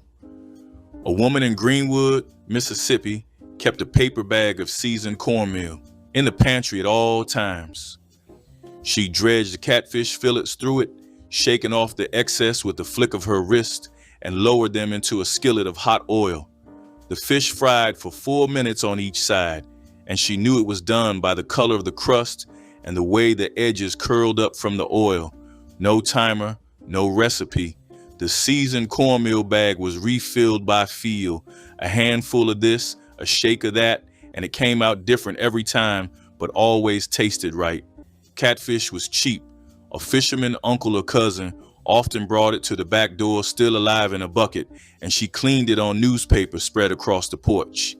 That supply chain's mostly gone now. When the grocery money ran out 3 days before the check came, eggs and rice with tomato gravy kept the lights on inside the body. This was Depression-era arithmetic carried through generations of black kitchens. A dozen eggs for 30 cents in the 1940s, a cup of rice from a bulk sack, and a can of tomatoes that stretched across 2 meals. Rice cooked plain, eggs scrambled soft in a skillet with butter or bacon grease, pulled off the heat while still wet so they wouldn't turn rubbery. The tomato gravy came together in the same pan. Canned tomatoes crushed by hand, a little sugar to cut the acid, salt, and a spoonful of flour to thicken it. Everything went into one bowl. Eggs on rice, gravy over both. And for a few minutes, the kitchen smelled like someone was taking care of you, even if that someone was yourself. The old ones could tell by the color of the gravy whether it had been made with love or just made to get through. Potato salad stretched with extra eggs and mayonnaise became the cold side dish that fed crowds for minimal cost, transforming basic potatoes into creamy satisfaction. Black mothers boiled potatoes by the 5-pound bag, timing them carefully so they'd be firm enough to dice without turning to mush, then combined them with hard-boiled eggs that provided protein. The ratio was crucial. Enough eggs to make the salad filling, but not so many that it tasted only of eggs, with mayonnaise binding everything together. Mustard added tang, while finely diced celery and onions provided crunch and flavor dimension. The true economical genius came from using potatoes as filler, allowing a single dozen eggs to feed 20 people when stretched with enough starch. Some families added sweet pickle relish for both flavor and the satisfaction of having extras in their salad. The salad chilled overnight, making it perfect for gatherings where oven space was limited and make-ahead dishes were essential. Black-eyed peas with cornbread was a meal built on tradition, luck, and endurance. These tiny beans were cheap but mighty, packed with protein and comfort. Simmered with bits of onion, fatback, or ham bone, they turned into something far richer than their humble ingredients suggested. The cornbread, golden and crisp at the edges, was perfect for soaking up the flavorful juices at the bottom of the bowl. It was the taste of the South, earthy, smoky, and deeply rooted in memory. Families made it at the start of a new year for good fortune, but for many, it was a year-round staple. No matter the day, black-eyed peas and cornbread meant there was still food, still hope, still a table worth gathering around. The pot would bubble for hours, filling homes with the smell of comfort and continuity. Each bowl carried the lessons of generations, of patience, of faith, and of gratitude for what the earth gave. Even when times were thin, this simple combination could make a family feel rich. Eating it was never just about hunger. It was a quiet promise that tomorrow would bring enough. Gullah crab rice was coastal genius, born from saltwater hands and the rhythms of the Carolina tide. It was a dish that told the story of the Gullah people, descendants of enslaved Africans who carried their rice-growing knowledge across the ocean. The crab, fresh from the water, met rice cooked slow and steady, seasoned with the patience only experience brings. It was never just about the food, it was about preservation. Every time someone cooked it, They kept alive a piece of language, rhythm, and identity that history tried to silence. Eating it was a way to remember who you came from. Each bite tasted of the sea breeze, the marsh, and the legacy of survival. It was not fancy, but it was powerful. Every grain was history you could taste. Families would gather near the shore, cracking shells, sharing stories, and savoring the flavor that connected them to generations before. Gullah crab rice wasn't written in any book, but it never needed to be. It lived on through memory and repetition. The rice stretched the meal, the crab gave it richness, and together they made life taste just a little more abundant. Fried mackerel fillets were the fish dinner families depended on when fresh fish was too expensive, but canned or inexpensive mackerel could still be bought. Mothers seasoned the fillets lightly, dipped them in cornmeal, and fried them until the edges crisped and the center stayed flaky. Sometimes they added a squeeze of lemon or a dash of hot sauce if they had it, but even plain, the fish was flavorful enough to satisfy hungry children. The sizzling sound from the skillet made every child drift into the kitchen. Served with rice or bread, the fillets stretched surprisingly far. Mothers often cooked extra rice just to make sure the fish fed everyone, and somehow it always did. They smelled salty and rich, like a small celebration, even on an ordinary night. Kids ate them with big smiles, enjoying how the crisp coating cracked under their teeth. Fried mackerel fillets were the taste of the ocean made affordable through skill, not money. Ground pumpkin seed. Porridge transformed leftover seeds into a hearty meal that supplied both protein and healthy oils. After pumpkins were cooked for pies or stews, the seeds were washed, dried, and pounded into a coarse meal. This meal was simmered slowly in water or thin milk, creating a creamy porridge with a subtle nutty flavor. Sweetened lightly with honey or molasses when available, it became a sustaining breakfast or evening dish that used every part of the harvest. The method reflected West African culinary traditions where ground seeds thickened soups and stews, showing how transplanted knowledge enriched American foodways. Generations after emancipation, pumpkin seed porridge remained a seasonal specialty in some rural areas, appreciated for its nourishing qualities and gentle taste. Modern cooks might recognize it in contemporary seed-based milks and cereals, proving that this centuries-old practice still influences how we eat today. Ground pumpkin seed. Porridge highlights the wisdom of never wasting what nature provides and celebrates a heritage of careful resourcefulness that continues to inspire. Number 15, country-style steak smothered in onion gravy. Cube steak or round steak, pounded flat, seasoned, dredged in flour, and browned in a cast iron skillet. Then sliced onions went in, a cup of water, and the lid came down. 2 hours later, the steak was tender enough to pull apart with a fork, swimming in thick brown onion gravy that tasted like it had been building all week. Across the Carolinas, Georgia, and Alabama, this was the dinner that appeared when there was not enough money for a roast. The cut was cheap, and the technique did all the work. Served with mashed potatoes and a spoonful of gravy over everything, it felt like a bigger meal than it was. Country-style steak disappeared when cube steak stopped appearing in the meat case at smaller stores. The chains consolidated their cuts, and this one did not survive. Number 25, corn pudding. Plain cornbread spent all year feeding the family. But on Easter Sunday, that same cornmeal got dressed up. 6 ears of fresh corn scraped into a bowl with eggs, whole milk, and real butter, baked until the top turned golden and the inside set into a custard so soft you needed a spoon to serve it. This was the dish that said humble ingredients could be sacred if you treated them right. Enslaved people had survived on cornmeal rations all year long, 1 peck per week. That was the standard. So when Easter came and a free black woman turned that same grain into something worthy of the risen Lord's Day, she was rewriting what cornmeal meant. By the 1970s, corn pudding was a standard Easter side across the South. Today, over 80% of corn pudding recipes used canned corn and Jiffy mix. The custard version, the one that required patience and fresh eggs and a kitchen that smelled like spring, has nearly vanished. Your grandmother did not need a recipe. She needed a cast iron dish and 45 minutes. For 15, ham hock and lima beans, a 2-pound bag of dried baby limas on the kitchen table in 1946 Mobile, soaked overnight with a teaspoon of baking soda. The cook drained them, rinsed them, dropped them into a Dutch oven with a smoked ham hock the butcher gave her free. She added a yellow onion stuck with 3 cloves, a bay leaf, enough water to cover by 2 inches. The pot simmered 4 hours while she ironed shirts. The hock came out.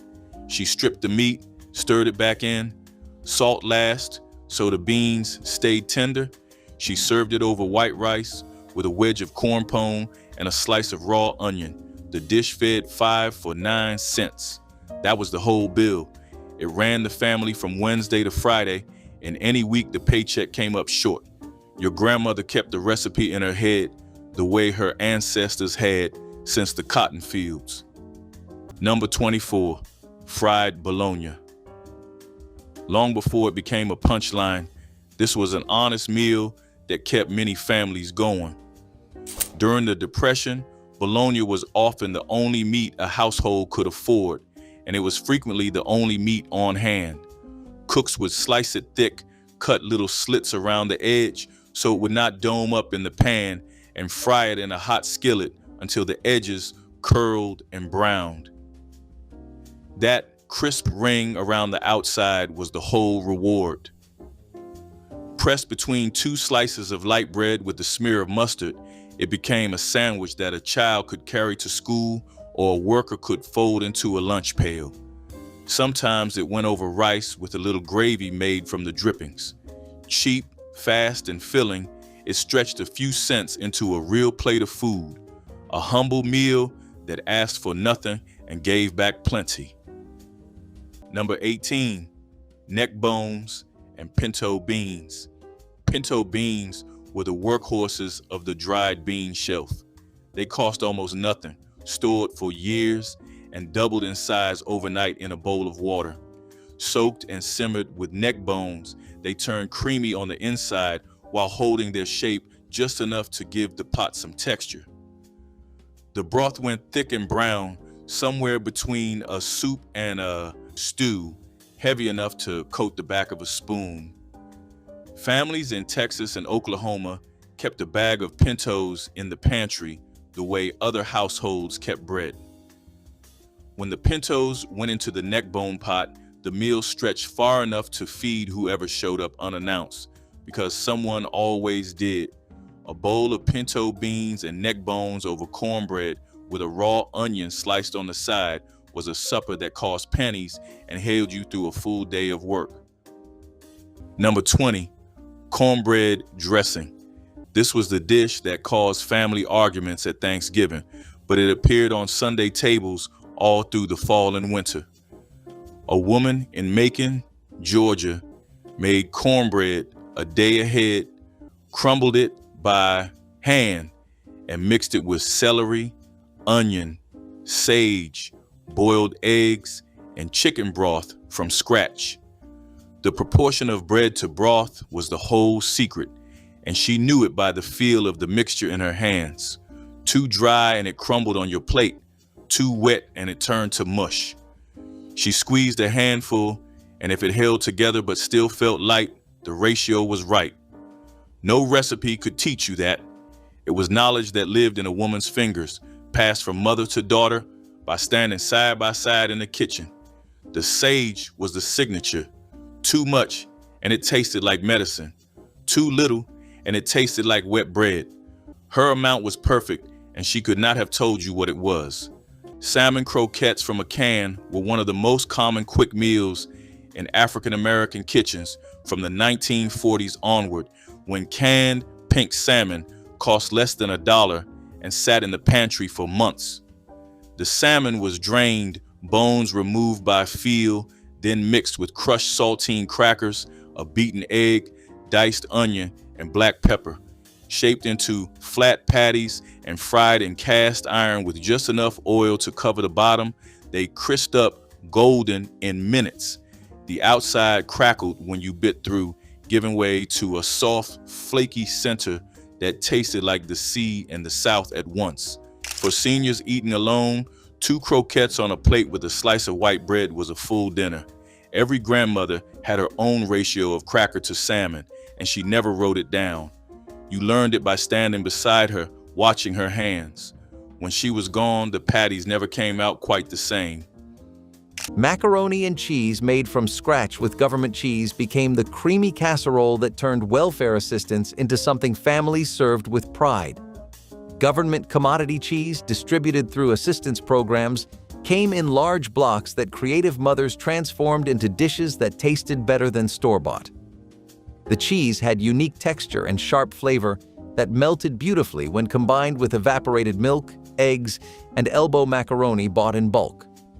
Women layered the mixture in large baking dishes, topping it with extra cheese and sometimes breadcrumbs, then baked until golden and bubbling.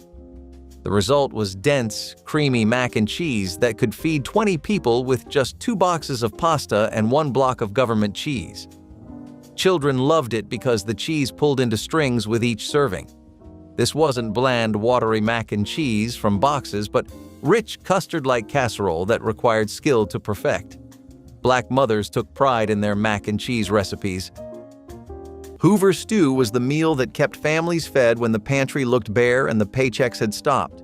It was a pot of survival, bubbling with whatever a family could gather, usually macaroni, canned tomatoes, and slices of hot dog that stretched further than anyone thought possible. Every house had its own version, passed along like a secret recipe of endurance.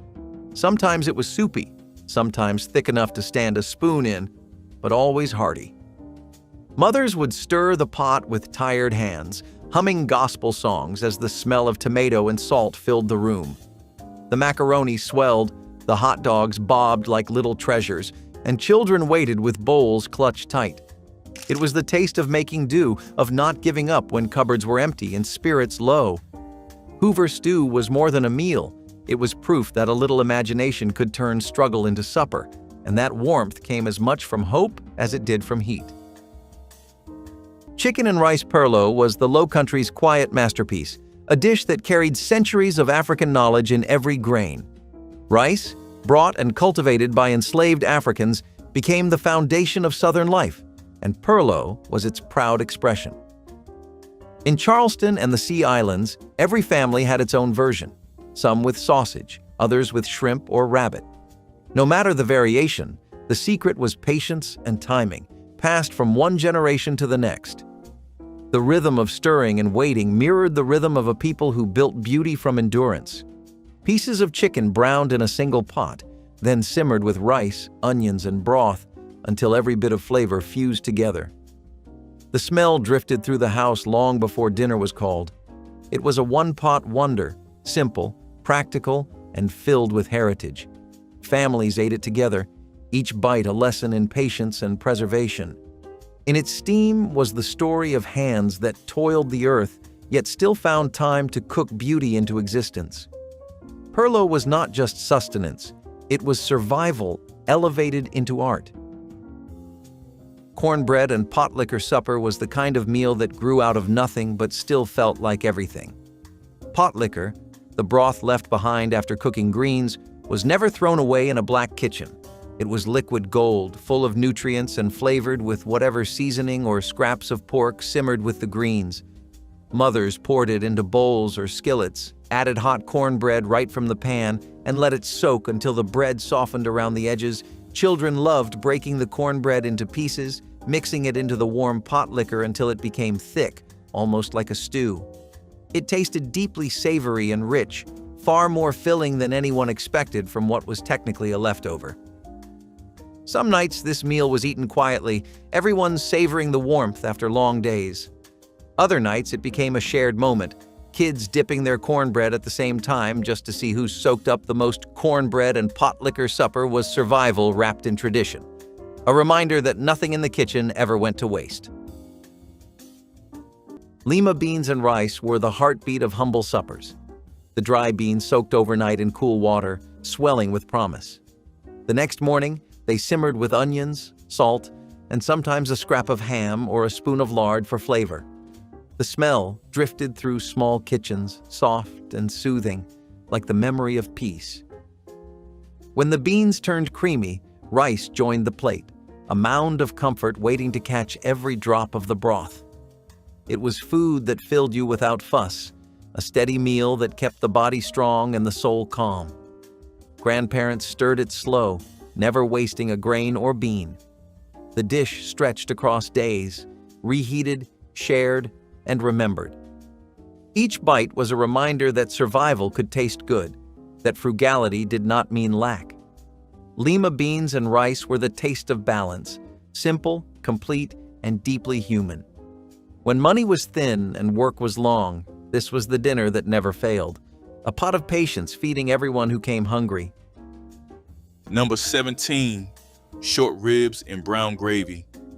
The short rib was a working class cut, bone-in, fatty, and tough until you gave it time. Short ribs were dredged in seasoned flour, browned in a hot skillet, then transferred to a deep pot with onions, garlic, and just enough water to make a gravy. The lid went on, and the heat stayed low for 3 hours. By the time they came off the stove, the meat had pulled away from the bone, and the gravy had turned thick and dark. This was not barbecue. This was stovetop, braising with no recipe and no timer. The cook checked by feel, and when the bone wiggled loose, dinner was ready. Served over white rice or egg noodles with the gravy poured heavy. This meal survived on its simplicity. That same simplicity is what made it easy to forget once the faster options arrived. Number 19, tea cakes. Before there were Cadbury, eggs, and Peeps, Black children on Easter morning found baskets filled with their grandmother's tea cakes, lightly sweet cookies made from butter, sugar, flour, eggs, and vanilla. A single batch yielded 3 to 4 dozen. The total ingredient cost during the Depression was under $1. Tea cakes were created by enslaved cooks trying to replicate the English tea cakes they baked for plantation owners. After emancipation, the recipe became a staple in your family's kitchen. For Easter, grandmothers made large batches and filled children's baskets with them instead of store-bought candy. The cookies had a character you could not find in any store. Lightly crisp on the outside, cake-like crumb inside, sweetness so subtle it whispered instead of shouted. During the Great Migration, families carried the recipe north, but in the cities, tea cakes had to compete with commercially available Easter candy. By the 1980s and 1990s, most families had stopped making them. Author Elbert Mackey wrote an entire book dedicated to preserving tea cake stories, recognizing the tradition was disappearing. When the grandmothers died, the baskets went empty. Number 12, sweet potato hush puppies. A bowl of grated sweet potato on the kitchen counter in 1944 Savannah, mixed with a cup of yellow cornmeal, a half cup of flour, an egg, a teaspoon of baking powder, enough buttermilk to bind it loose. The cook dropped the batter by a tablespoon into a skillet of hot lard. The hush puppies rolled themselves over as they fried. They came out the size of a walnut, golden brown on the outside, soft and orange in the middle, sweet without sugar. The potato did all the work. She served them with stewed catfish from the river and a wedge of lemon picked from the tree behind the house.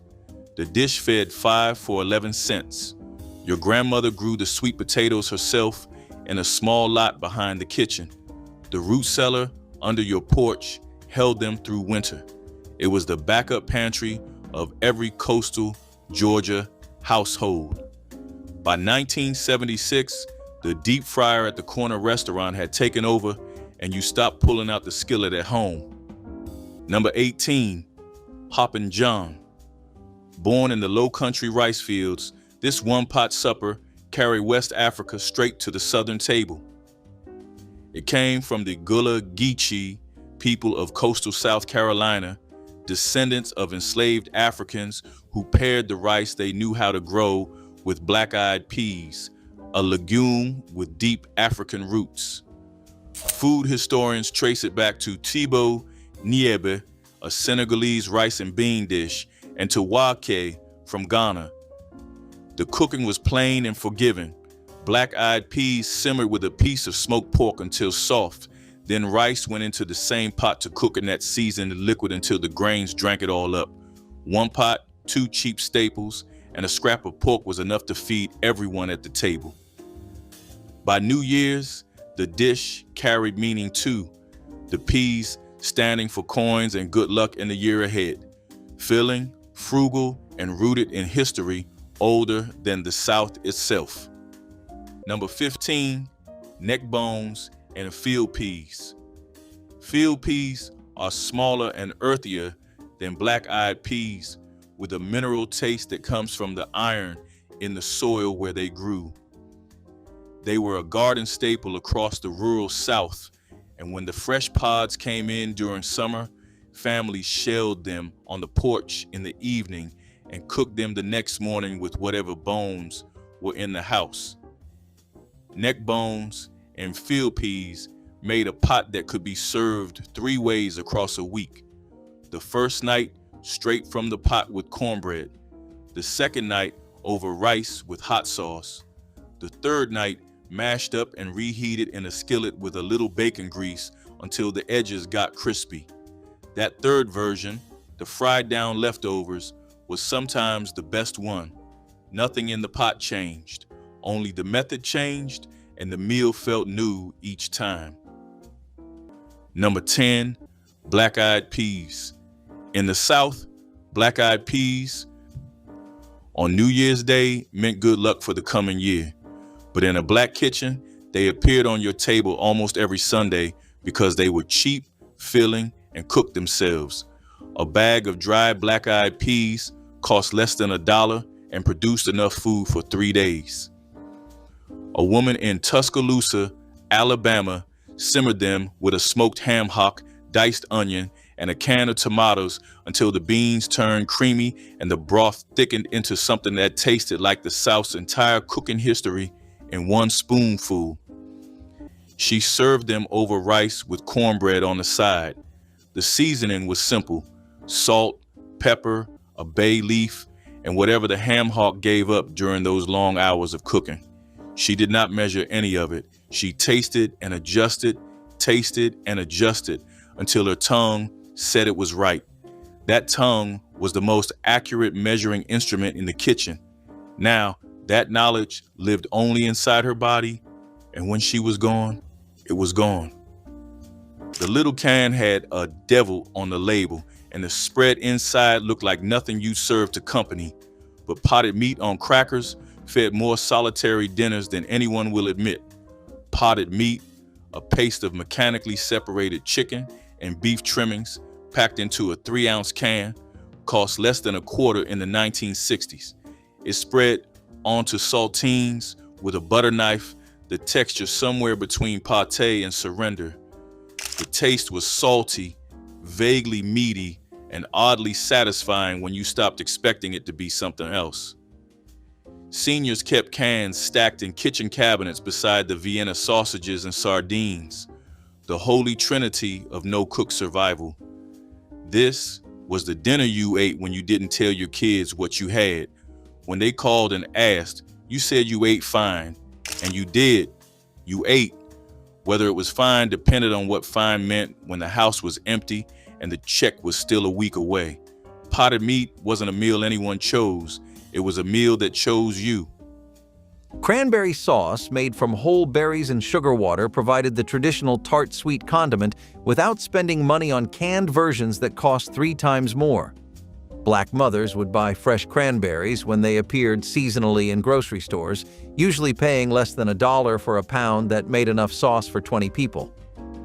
The berries were simmered with sugar and water until they burst and thickened into glossy, ruby red sauce that tasted fresher and brighter than anything from cans. Some women added orange zest when citrus was affordable, while others kept it simple with just berries, sugar, and patience. The sauce could be made days ahead and actually improved with time as flavors melded, making it perfect for busy Thanksgiving preparations. Children loved the sweet tart flavor that contrasted with rich, savory dishes, while adults appreciated the burst of color and acidity that balanced heavy meals. Watermelon rind hash was a dish that proved nothing in a Southern kitchen ever truly went to waste. After the sweet red fruit was eaten down to its pale skin, the green rinds were peeled, diced, and saved for the next meal. They were boiled until soft, then tossed into a skillet with onions, peppers, and a pinch of spice. What came out of that pan was golden and glistening, sweet with a hint of salt, smelling faintly of summer rain and backyard laughter. The rind soaked up flavor like memory itself, turning something forgotten into something worth savoring. Families served it with cornbread or rice, sometimes even cold the next morning with eggs. It filled bellies when money was short and reminded everyone that resourcefulness could taste as good as plenty. The sizzle in the skillet sounded like hope, sharp and quick, the sign that something good was about to happen. Watermelon rind hash was not just food, it was gratitude on a plate. Every bite told the story of people who refused to waste even the smallest blessing. It was sweet, it was humble, and it carried the quiet genius of survival, transforming scraps into a celebration that no one ever forgot. Barbecue pig's feet turned what others threw away into a centerpiece. Slow cooked until the meat slipped from the bone, then brushed with tangy sauce and kissed by smoke, they became the pride of backyard gatherings. Every pitmaster had their own secret. Some swore by apple cider vinegar, others by brown sugar or hot pepper flakes. What mattered most wasn't the recipe, but the patience to let the smoke work its slow, sacred magic. When that first bite hit your tongue, it was less about meat and more about memory. This was food that demanded conversation, laughter, and sticky fingers. You could not rush it, and that was the point. It was about fellowship as much as flavor. Every bite held the story of people who learned to make do, then made magic. Pig's feet were cheap, yes, but when seasoned right, they rivaled any feast. Served at block parties, cookouts, and family reunions, they were celebration food through and through, a reminder that joy doesn't need wealth, just good company and a full plate. Black-eyed peas and stewed tomatoes were an inexpensive pairing that offered both protein and comfort. The peas were simmered first, softening in a pot of water with onions or a scrap of fat for extra flavor. As they cooked, the broth turned creamy and earthy, creating a base that tasted rich even without meat. Stewed tomatoes were added near the end, bringing acidity and sweetness that balanced the earthiness of the peas. Mothers often seasoned it with pepper or garlic powder to deepen the flavor. The mixture was spooned over rice or eaten with cornbread, filling the stomach in a way that felt grounding and complete. Kids liked the bright color and the mild, comforting taste. The dish was warm, reliable, and deeply nourishing. It was a simple meal, but never a disappointing one. Black-eyed peas and stewed tomatoes were survival food with soul. Molasses, stacked cake graced weddings and homecomings with a sweetness born of patience and skill. Thin layers of spiced cake were baked individually, then stacked high with a rich molasses filling that soaked into the crumb as the dessert rested overnight. The dark syrup lent a deep flavor that spoke of both Caribbean cane fields and Southern kitchens. Families often baked the layers days ahead, turning the assembly into a festive gathering where aunts and cousins worked side by side. Each slice told a story of celebration and endurance, for molasses was affordable and plentiful even when other sweeteners were scarce. The cake's tall, impressive stature made it a centerpiece on tables decorated for special occasions, a symbol of abundance even in lean times. Today, few households take the time to roll, bake, and stack so many delicate layers, and the recipe lives mostly in old family cookbooks. Those who have tasted it know the quiet triumph of a dessert that rewards effort with lasting memory. Number 21. Crowder peas with smoked meat. Crowder peas were the field pea that stained the pot liquor brown, darker and earthier than black-eyed peas with a dense, starchy bite that held up to hours of cooking. They went into a pot with a smoked ham bone or a chunk of smoked sausage, a whole onion, and enough water to cover by 2 inches. The pot sat on the back of the stove all morning, the peas swelling and softening while the smoke from the meat worked its way into every bean. By the time the family sat down, the liquor at the bottom of the pot was thick enough to be a meal on its own, poured over cornbread in a glass. Crowder peas were a backyard crop, dried on the vine and shelled on the porch in late summer. The seeds passed between families like currency. When the last generation of home gardeners thinned out, the peas became hard to find, and the Sunday pot went with them. Number 12, smothered chicken. They called it the gospel bird. Fried and smothered chicken appeared after church on Sundays and at every religious holiday, especially Easter. The connection between Black Americans and chicken predates the offensive stereotype by centuries. Enslaved people were generally forbidden from raising expensive livestock, but they were usually permitted to keep chickens. Chicken became the one protein your ancestors could control, and Black women were selling fried chicken as entrepreneurs as early as the 1730s. Gordonsville, Virginia, became the fried chicken capital in the 1800s, where Black women sold pieces through train windows for 5 to 10 cents each, about $1.50 to $3 today. The smothered version was the Easter upgrade, pan-fried then braised in a thick onion gravy, served over rice, fancier than plain fried, worthy of the holiday. The tradition of cooking chicken for religious occasions may trace back to West African practices where chicken was prepared for spiritual ceremonies. Every Easter gospel bird carried the weight of that legacy. The one thing they were allowed to have turned into the foundation of economic freedom. That was not an accident. Number 21, cornmeal mush with skim milk gravy. A cast iron skillet on a coal stove in 1943 Detroit. A cup of yellow cornmeal whisked into 3 cups of boiling salted water. The cook stirred it for 20 minutes. It pulled away from the sides of the pan in one piece, glossy and yellow as a winter sun. She poured it into a loaf tin, let it set firm overnight on the cold side of the porch. Morning came. She sliced it 1/2 inch thick, fried each piece in a teaspoon of bacon grease, topped it with skim milk gravy. The supper cost 6 cents and fed 3. The mill on Hastings Street ground the meal. The milkman delivered the skim free because nobody wanted it. Every Black household in your block kept a coffee can of bacon grease on the stove, the kitchen heart of your neighborhood. By 1972, both were gone. Number 13, smothered turkey wings. A pound of fresh turkey wings cost 19 cents at the meat counter in 1957. Most white shoppers passed the wings by because they didn't know what to do with them. Your grandmother knew exactly what to do.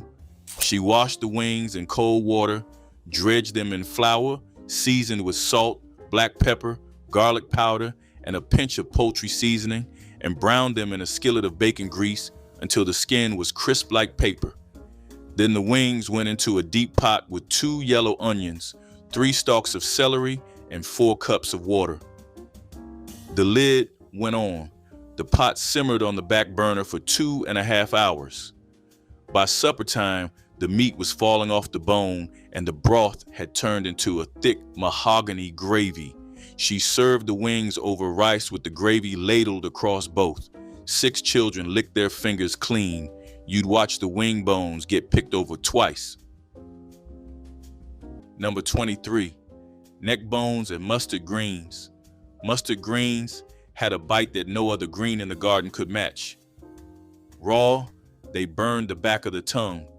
Cooked low in a pot of neck bones for 2 hours, that burn softened into a peppery warmth that cut clean through the richness of the pork. Families in Alabama and Mississippi planted mustard greens alongside collards, but the mustard came up faster and tolerated poorer soil. The leaves were thinner, more ragged, and they shrank down to almost nothing in the pot, which meant you needed a bigger armload to fill a bowl. The pot liquor ran pale green with a sharp edge that some people preferred over the heavier, darker liquor from collards.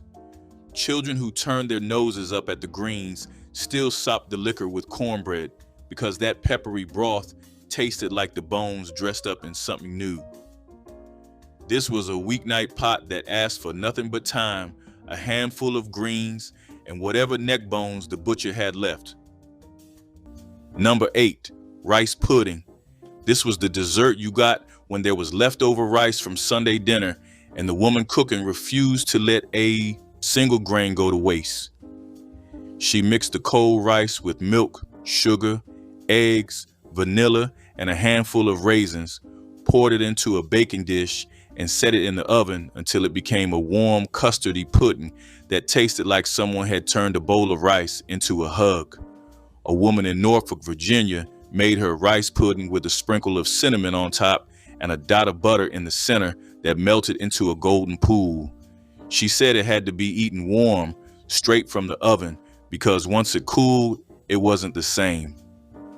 Rice pudding was the quietest dessert on a Sunday table, never as dramatic as sweet potato pie or as showy as pound cake, but it was the one you asked for when you were sick, when you were sad, when you needed comfort without any effort.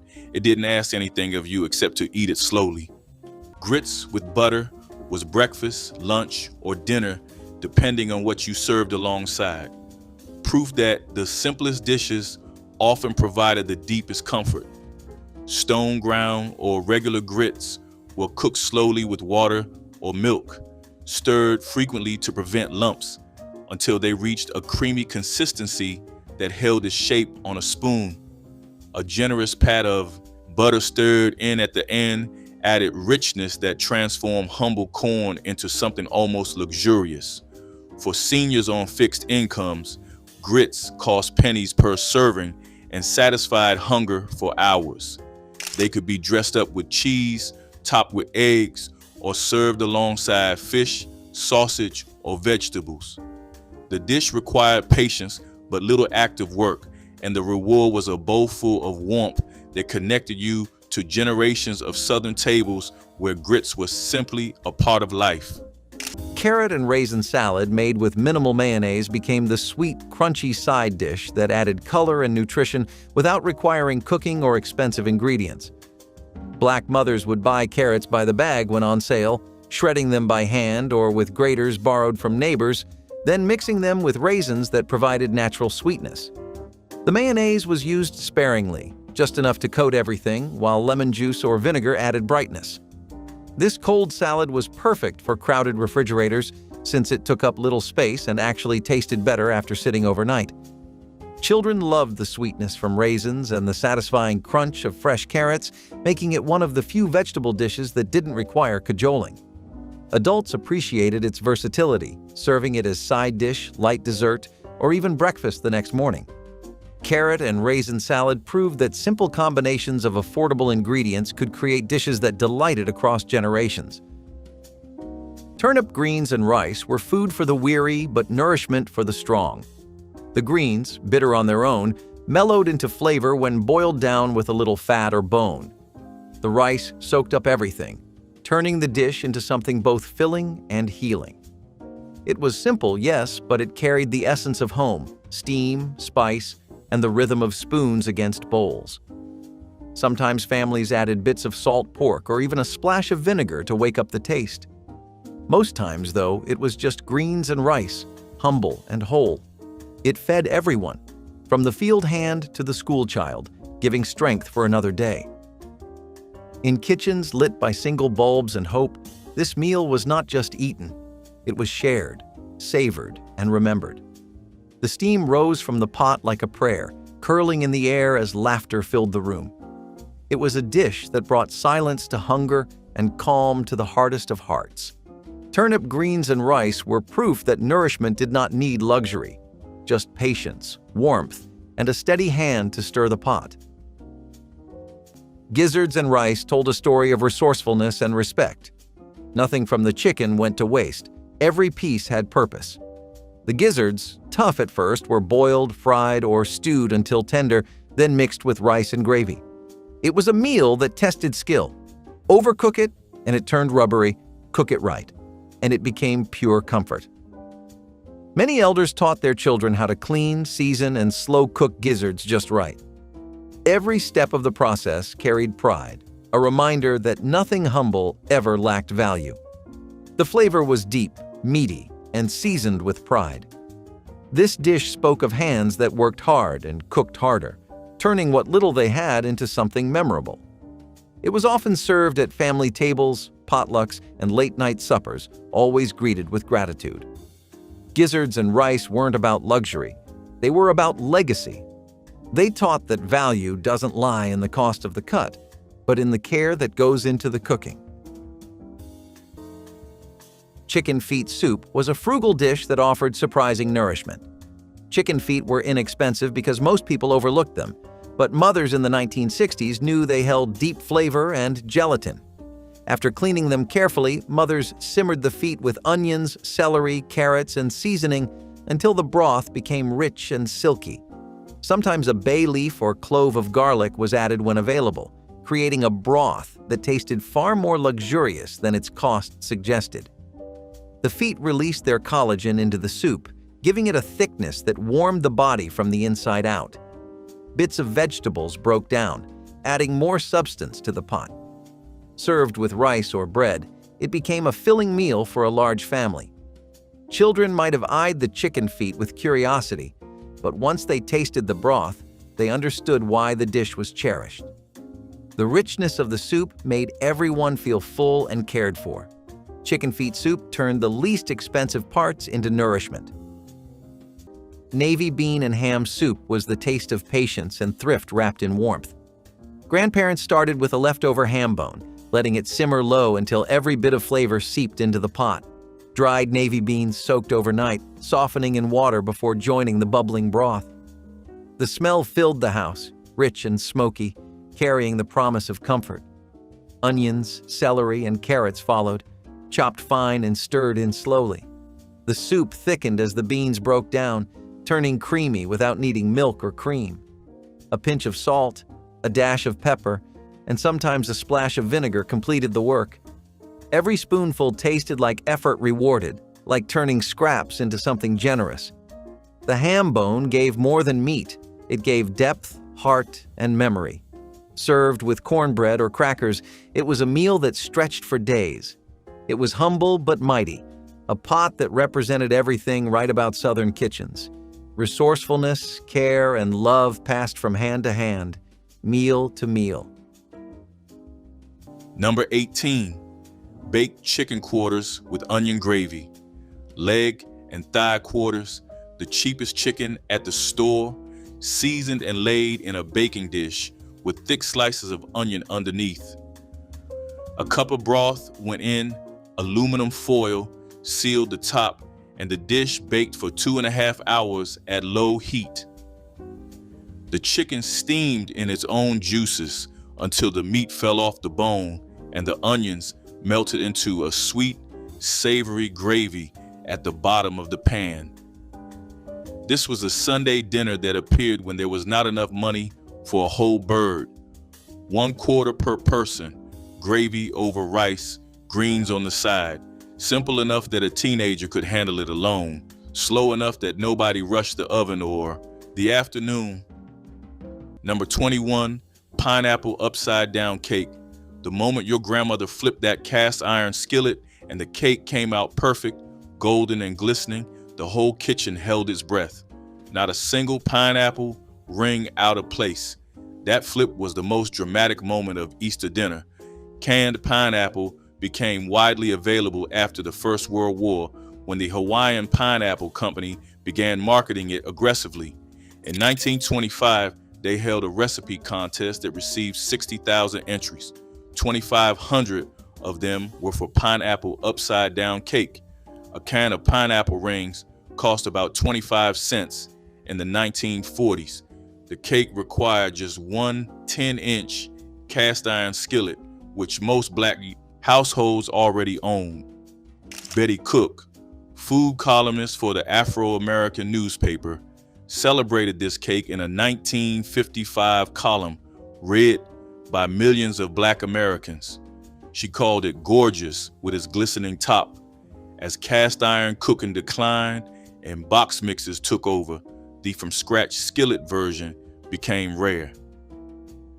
But if you grew up watching your grandmother hold her breath during that flip, you never forgot. You carry that moment with you. Number 22, pig feet jelly with hot vinegar. A glass mason jar on the back porch shelf in 1945 Charleston, packed with split pig feet, water, salt, bay leaf, and 3 cloves of garlic. She simmered the feet for 6 hours. The meat fell off. The broth turned the color of weak tea.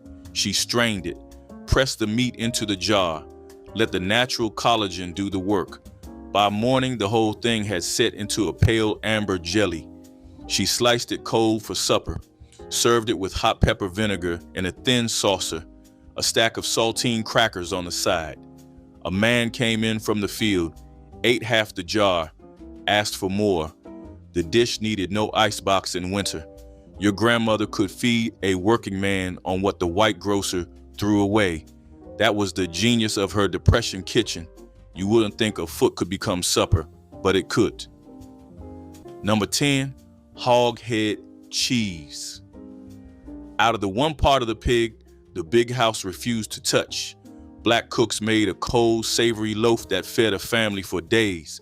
Despite the name, there was no cheese in it at all. After a hog was slaughtered, the head was boiled for hours along with the feet until every scrap of meat loosened from the bone and the fat and gelatin melted into the water. The cook picked the meat clean by hand, chopped it fine, and seasoned it hard with onion, black pepper, sage, and often a good shot of vinegar for the version they called sauce. All of it went back into a loaf pan where the natural gelatin from the feet set the whole thing into a firm, sliceable jelly as it cooled overnight. The next day, it came out of the pan in one solid block, ready to be cut cold and laid on bread or eaten with crackers. Nothing from the head went to waste, not the ears, not the snout, not a bit of it. A frugal masterpiece that turned the humblest scraps into something to slice and savor. Number 10, neck bones and yellow squash. Yellow squash came in fast during the summer months, faster than most families could eat it. The vines produced so heavily that neighbors left grocery bags of squash on each other's porches without asking permission. Sliced into thick rounds and dropped into a pot of simmering neck bones, the squash went translucent and silky within 20 minutes. It soaked up pork broth and turned into something richer than squash had any right to be on its own. This was a July and August meal across the deep South, when the garden was given more than the kitchen could handle, and the heat outside made standing over the stove feel like a sentence. One pot, low flame, everything in together. The squash dissolved into the broth and thickened it from the inside, and the bones gave the whole pot a savory anchor that plain squash could never carry alone. Maypop fruit mash turned the wild passion fruit of the American South into a rare dessert filled with tropical fragrance. Known as maypop for the sound of its hollow fruit when stepped on, this native vine produced aromatic yellow fruits that ripened in late summer. Enslaved foragers gathered the fruit, split the rinds, and scooped the bright pulp into a bowl with a drizzle of molasses or honey when such sweeteners were at hand. The result was a naturally tangy treat that needed no cooking and provided a burst of vitamins. The flavor, a cross between citrus and melon, delighted anyone lucky enough to taste it. Even after emancipation, rural families prized maypops for jellies and pies, and the plant remains a cherished wild edible across the Southeast. Maypop fruit mash preserves a memory of fleeting seasonal abundance and the creativity that transformed wild gifts into moments of celebration, proving that even in the harshest circumstances, people found ways to enjoy the bright, unique flavors offered freely by the natural world. Vegetable soup was the ultimate flexible meal, accepting whatever produce needed using up and transforming it into something nourishing and warm. A base of onions, celery, and tomatoes simmered with broth or water, then whatever. Vegetables were on hand: carrots, potatoes, green beans, corn, cabbage, okra joined the pot. Seasonings were simple: salt, pepper, maybe a bay leaf or some thyme. For seniors, vegetable soup was practical and forgiving. It cost almost nothing when made from vegetables that were starting to wilt, and it provided fiber and vitamins in an easy-to-eat form. The soup kept well in the refrigerator and could be reheated throughout the week, each bowl tasting slightly different as flavors continued developing. A pot of vegetable soup meant security. Meals were covered, nutrition was handled, and comfort was assured. Biscuits made fresh on Thanksgiving morning became the warm, buttery bread that mopped up gravy and made every bite more satisfying, prepared from basic ingredients that most kitchens already had. Black mothers mixed flour, baking powder, salt, and lard into simple dough that baked into flaky, tender biscuits, golden on top and soft inside. The key was handling the dough gently and not overworking it, lessons passed down from grandmothers who'd perfected biscuit making through decades of practice. A single batch using 5 pounds of flour produced enough biscuits to feed 20 people with leftovers for turkey sandwiches the next day. Some women brushed the tops with melted margarine for extra richness, while others kept them plain to let the flaky layers speak for themselves. Children would sneak biscuits while they cooled, unable to resist that combination of buttery exterior and steamy interior. Boiled cabbage and salted fish was a meal that spoke of coastlines and hard work. Salted fish, preserved to last through rationing, was soaked and boiled until tender, its salt mellowed but its flavor strong. The cabbage cooked alongside, soaking up the richness of the fish while releasing its own sweetness. The smell was unmistakable, the kind that lingered long after the plates were cleared. Some served it with rice or cornbread to stretch it further. It was humble, yes, but satisfying. A reminder of how deeply the sea and land fed one another. Even far from the coast, families held on to this dish, a piece of history served steaming in a single pot. It carried the spirit of fishermen, mothers, and laborers who worked with what the earth and ocean allowed. The salt clung to the air like a memory of the sea, even for those who had never seen it. This was food that told stories of storms survived, of nets mended, of tables where gratitude was the main course. Every bite carried the taste of resilience, a flavor that outlasted hardship and traveled through generations untouched. Field peas with snaps were humble, hearty, and straight from the soil. Cooked in cast-iron pots with onion, salt pork, and water, they simmered into something that tasted like summer and hard work. The snaps came from breaking green beans into the pot, adding texture and freshness. It was the kind of meal you could smell from the yard, the kind that brought kids running inside. The slow boil of the pot sounded like calm itself, a steady rhythm that matched the heartbeat of the home. When served with hot cornbread, it felt like a blessing more than dinner. This was the dinner of farmers and families who lived close to the land, guided by rhythm and resilience. The flavor was simple but deeply satisfying, earthy, smoky, and real. Field peas were more than a meal. They were a lesson in balance, born from African farming wisdom brought across oceans. No waste, no rush, just steady nourishment. On a quiet evening, a bowl of peas and snaps could feed more than hunger. It fed gratitude. Mustard greens with cornmeal dumplings were a full dinner in households where meat was too expensive to rely on. Greens were cheap, earthy, and sturdy enough to last through long cooking. But mothers knew they needed something extra to make them filling. So they mixed cornmeal with hot water, salt, and sometimes a little fat, shaping the mixture into soft dumplings that simmered right in the pot. As the greens cooked down, the dumplings absorbed the broth, swelling and thickening into something that stuck to the ribs. the house filled with a deep, savory aroma that signaled a warm supper was coming. Kids might not have realized how frugal the dish was, but they knew it tasted good and kept them full for hours. The greens were tender, the dumplings soft but hearty, and every bite felt grounding. Mustard greens with cornmeal dumplings were survival disguised as comfort, proof that simple foods could carry a family through a hard decade. Chinquapin nut cakes offered small moments of sweetness, created from the rich forests of the American South.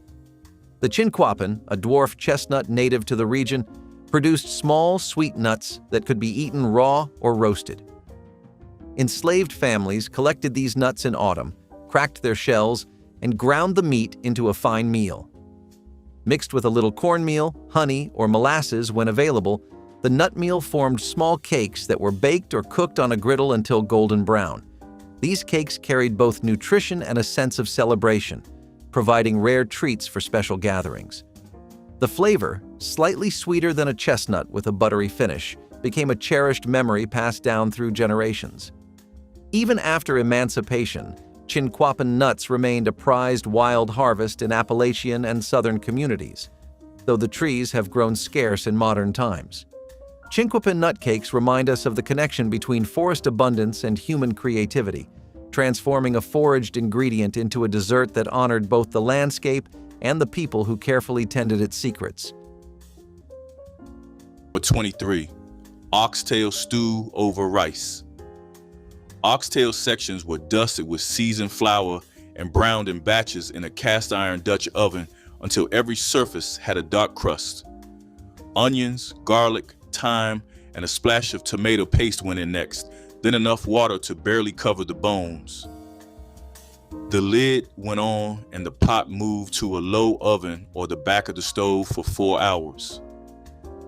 By the time the lid came off, the collagen had dissolved into the liquid, turning the broth into something that coated the spoon like varnish. The meat clung to the knobbed vertebrae in small, intensely flavored pockets that had to be worked loose with teeth and fingers. Oxtail was a Sunday staple in Black households from Jamaica to Georgia, carried across the water and adapted to whatever stove was available. The dish required nothing expensive, just time and a willingness to cook something that looked unpromising into something extraordinary. When butcher counters shrank and oxtail jumped in price from pennies a pound to one of the most expensive cuts in the case, the Sunday pot became a luxury that priced out the families who invented it. Number 15, candied yams without marshmallows.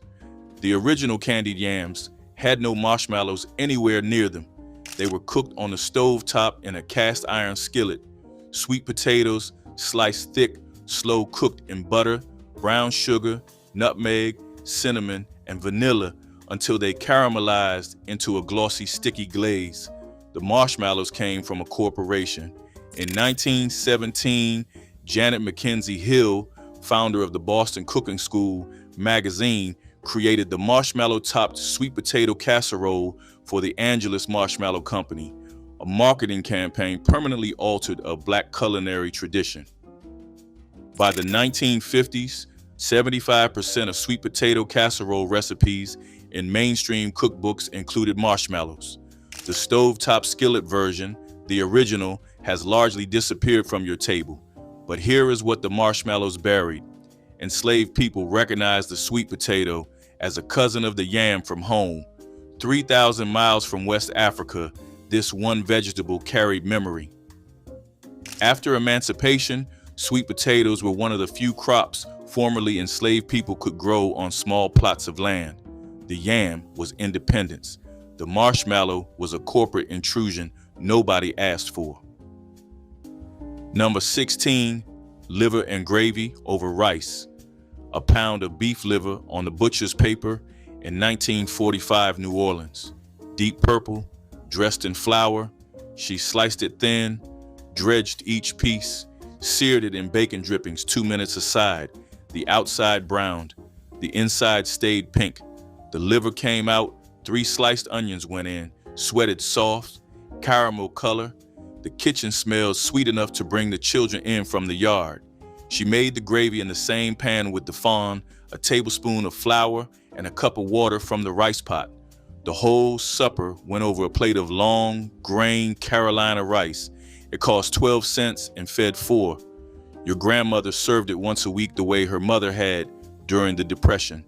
Liver was a Wednesday staple in every working kitchen.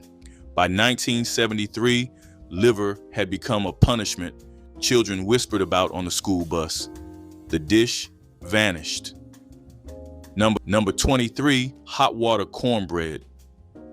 When other supplies ran out, this was the meal that stood between a family and an empty stomach. The recipe could not be simpler. Cornmeal, a little salt, a spoon of fat, and boiling water stirred in until it formed a soft dough. The cook patted it into small cakes by hand and dropped them into a skillet of sizzling grease where they fried up crisp and golden on the outside and tender in the middle. Made with only cornmeal, water, and salt, it was the emergency supper when the cupboard was nearly bare. It went alongside a pot of greens to sop up the pot liquor, or it stood alone with a slice of onion when there was nothing else. Quick, simple, and filling, it carried families through the leanest stretch of the Great Depression.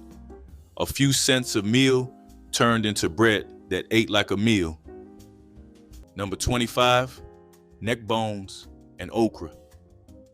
Okra grew wild in southern gardens every summer, shooting up so fast that a missed day of picking meant woody, tough pods. But young okra, sliced thin and dropped into a pot of neck bones that had been going since morning, did something no other vegetable could. It thickened the broth on its own. The natural mucilage turned the pot liquor heavy and silky without a pinch of flour. Families across Alabama and the Mississippi Delta cooked this from June straight through September, when okra came in faster than anyone could use it fresh. The bones gave the pot its depth. The okra gave it body. Some threw in a handful of garden tomatoes to cut the thickness. Others left it alone, ladled over rice in a wide bowl. It was not gumbo. It was older than gumbo, and it asked for less. Number 21, fried chicken. Every woman had her own fried chicken, and no two batches tasted alike. A woman in Memphis kept her seasoning mix in a coffee can on top of the refrigerator. She soaked the chicken in buttermilk overnight and dredged each piece through seasoned flour, measured by the shake of her wrist and nothing else. The skillet's oil had to be exactly the right temperature, and she tested it by dropping a pinch of flour into the grease. If it sizzled and floated, the oil was ready. No thermometer, no timer. She stood at that stove and turned each piece exactly once, and she knew it was done by the sound of the sizzle, not by any clock on the wall. If you have ever walked into a kitchen where fried chicken was cooling on the counter wrapped in foil, you know what Sunday smelled like. That smell was the whole sermon. Here is what made her timing right. Every pan was different. Every batch of oil was different. She compensated without thinking about it. Hamburger steak and onion gravy stretched cheap meat into something that smelled like a Sunday kitchen on a Wednesday night. The beef was seasoned with salt, pepper, and garlic powder, shaped into a thick oval patty, and pan-fried in cast iron until browned on both sides.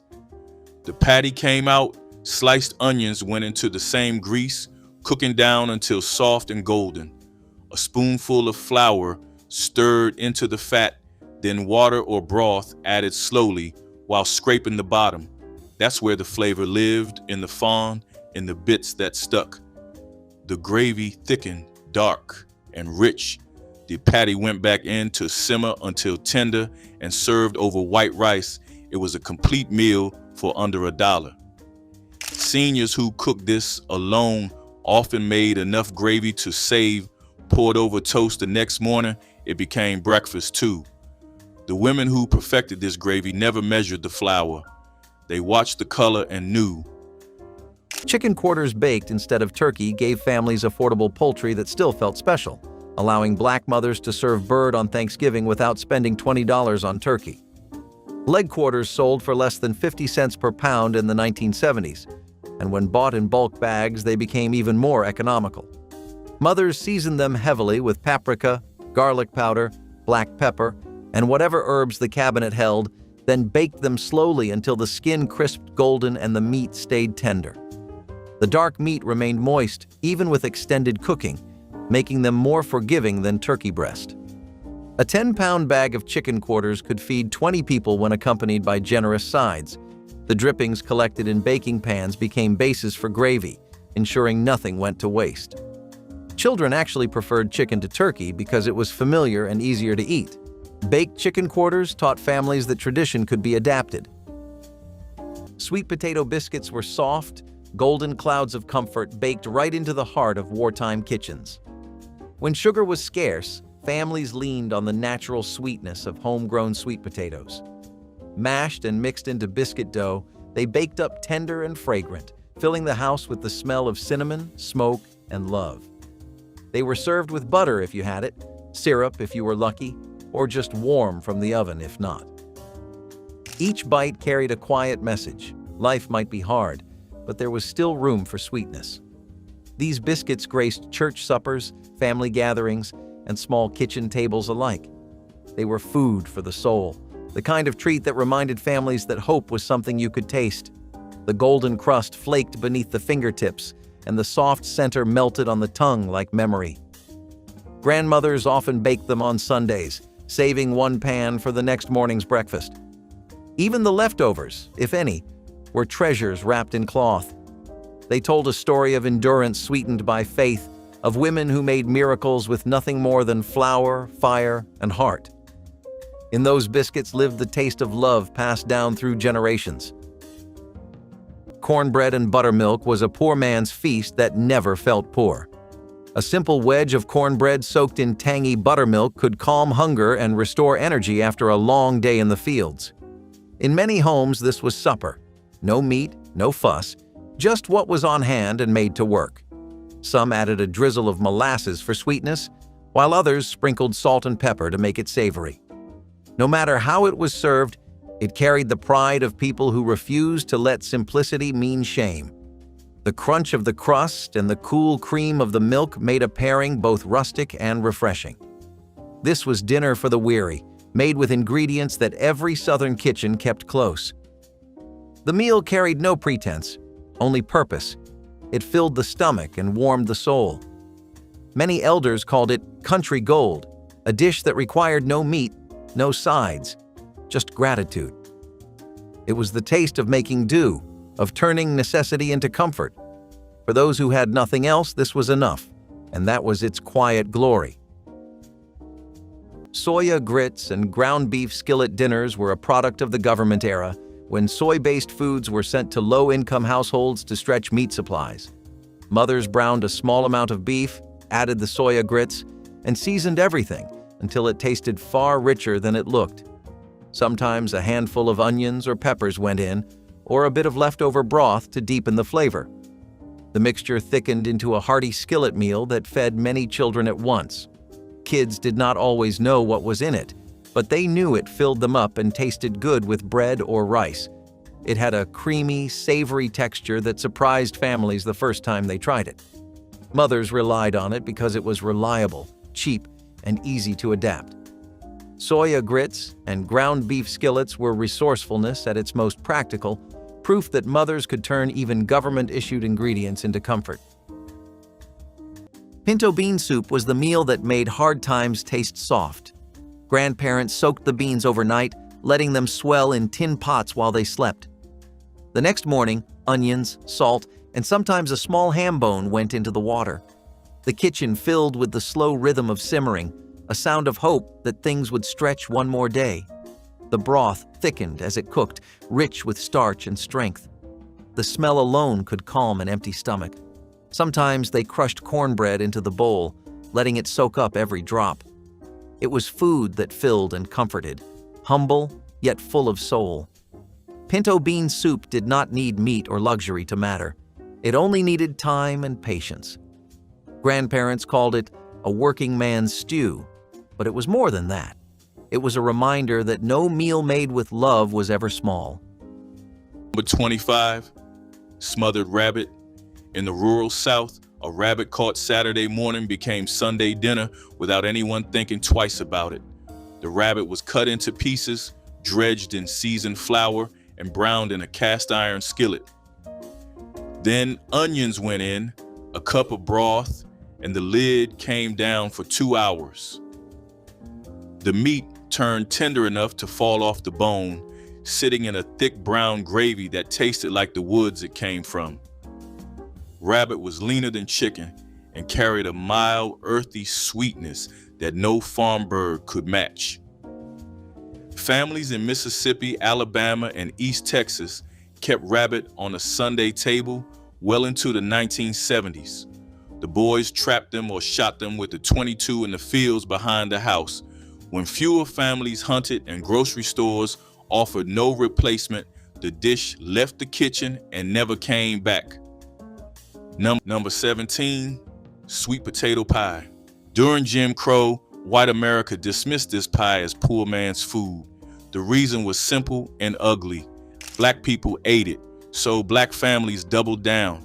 They made it the pride of every Easter table, turned stigma into defiance, one slice at a time. The original sweet potato pie was nothing like what you would find in any store today. Enslaved people made crustless versions, cooked directly in the hearth using molasses and whatever spices they could get. No pie pan, no rolling pin, no flour for crust. After emancipation, when black cooks gained access to their own equipment, the crusted pie emerged. The sweet potato itself connected back to West Africa. Enslaved people recognized it as a cousin of the yam, a staple of the homeland they had been stolen from. 3,000 miles and a lifetime of suffering away from home, this one vegetable tasted like your ancestors' memory of freedom. Abby Fisher published a sweet potato pie recipe in her 1881 cookbook, possibly the first printed recipe of its kind by an African-American author.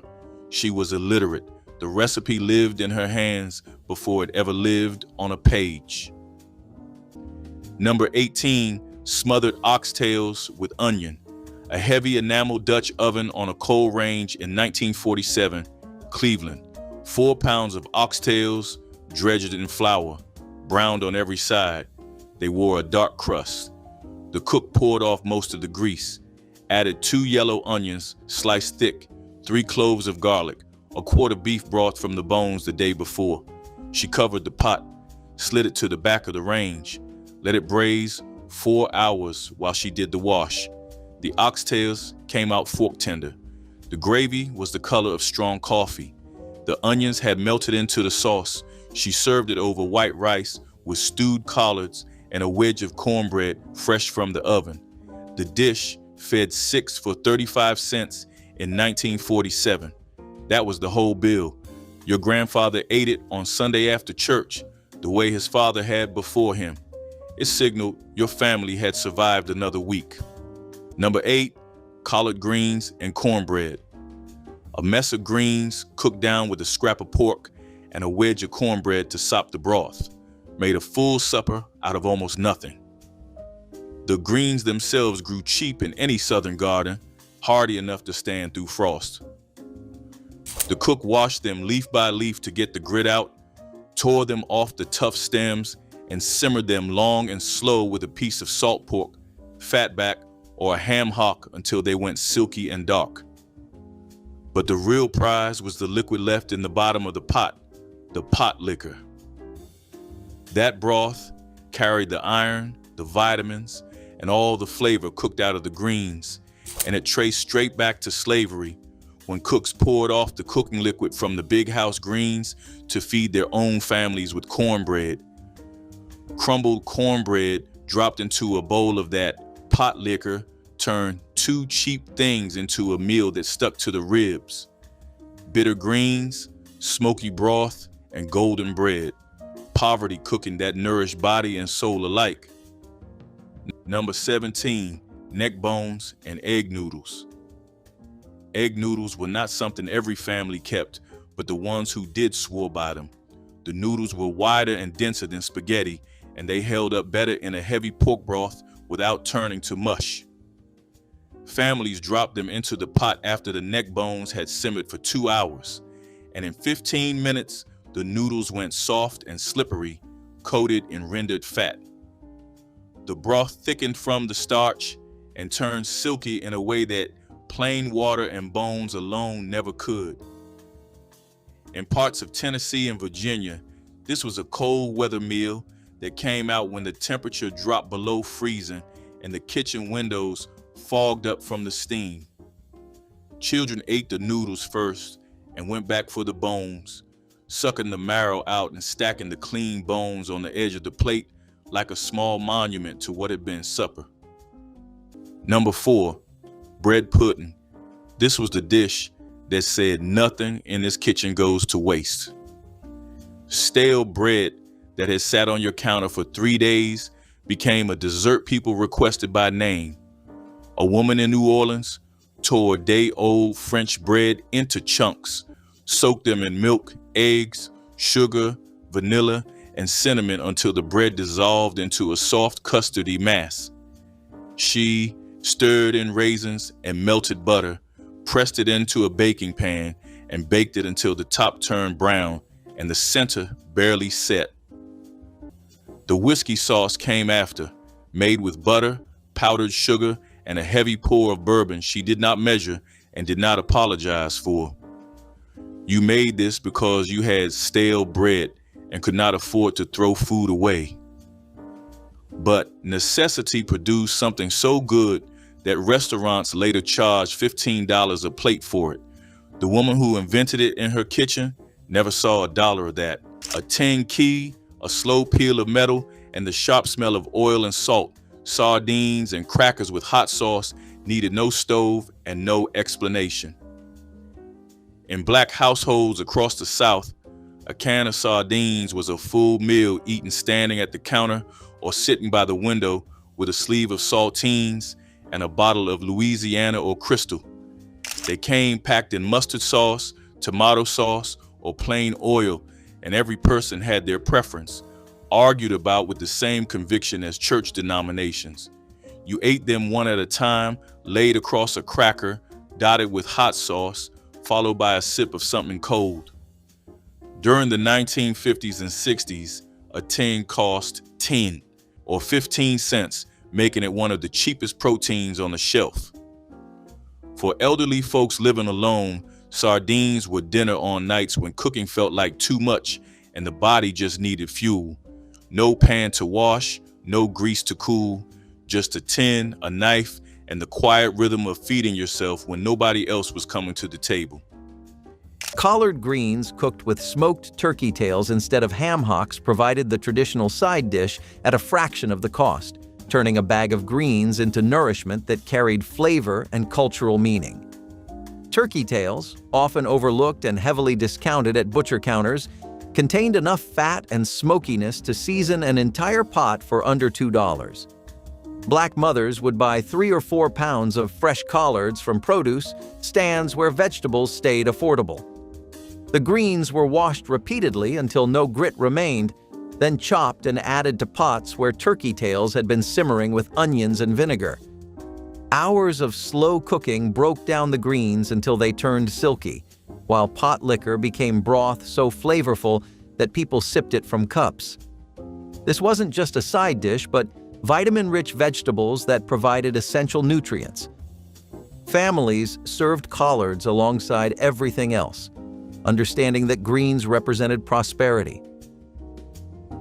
Pan-fried gizzards were the kind of meal that proved patience was as important as any spice. Tough and chewy at first, these scraps of poultry were transformed through slow cleaning, seasoning, and frying into golden bites of pride. A bowl of seasoned flour, a splash of buttermilk, and a hot cast-iron skillet were all it took to turn what most people ignored into something worth gathering for. The gizzards hissed in oil until they were crisp on the outside and tender within, each one carrying the smoky taste of hard work and heart. Families would pile them high on paper towels, watching the steam rise like a promise that dinner was ready. Every batch felt earned, every crunch a reminder that flavor came from care, not wealth. Children gnawed at the edges, soaking the last bits in hot sauce, while elders nodded in approval. Pan-fried gizzards were food that spoke of resourcefulness, a celebration of making something special from nothing. They filled kitchens with the sound of sizzling survival, the scent of seasoning that lingered long after the plates were empty. In every bite was proof that thrift could taste like triumph. Sweet potato stew was the kind of meal that could make even the hardest day feel softer. Chunks of sweet potato simmered slow with onions, carrots, and a handful of spices filled the kitchen with warmth before anyone took the first bite. It was a stew built from memory, a blend of African roots and Southern heart that carried comfort in every spoonful. Some cooks would add nutmeg or cinnamon, turning it just a touch sweet, while others let the savory side shine with smoked meat. Every home had its own way, yet they all tasted like love made edible. It was food that hugged you from the inside out, quiet and steady as hope itself. The natural sweetness of the potatoes met the savory broth like old friends reunited. In homes where money was tight, this one pot could stretch to feed everyone and still leave some for tomorrow. It was a dish of gratitude more than luxury, one that spoke quietly of resilience. The pot sat at the center of the table, bubbling and fragrant, calling everyone in from the day's labor. For families who had little, it was nourishment. For those who had more, it was still love. The sweet potato stew did not need decoration. It already tasted like hope. Sardine and onion rice bake was the kind of dinner mothers relied on when groceries had to stretch farther than usual. Sardines were cheap, protein-rich, and often stocked in the pantry for moments just like this. Mothers mixed the sardines with onions, rice, and seasoning, then baked the mixture until it became warm, fragrant, and cohesive. Sometimes a little mustard or pepper was added for depth, turning the dish into something far more flavorful than its humble ingredients suggested. The aroma of onions and fish filled the kitchen, creating a smell children learned to associate with comfort rather than scarcity. As the casserole baked, the rice absorbed the oils from the fish, giving every spoonful a rich, savory taste that felt more expensive than it was.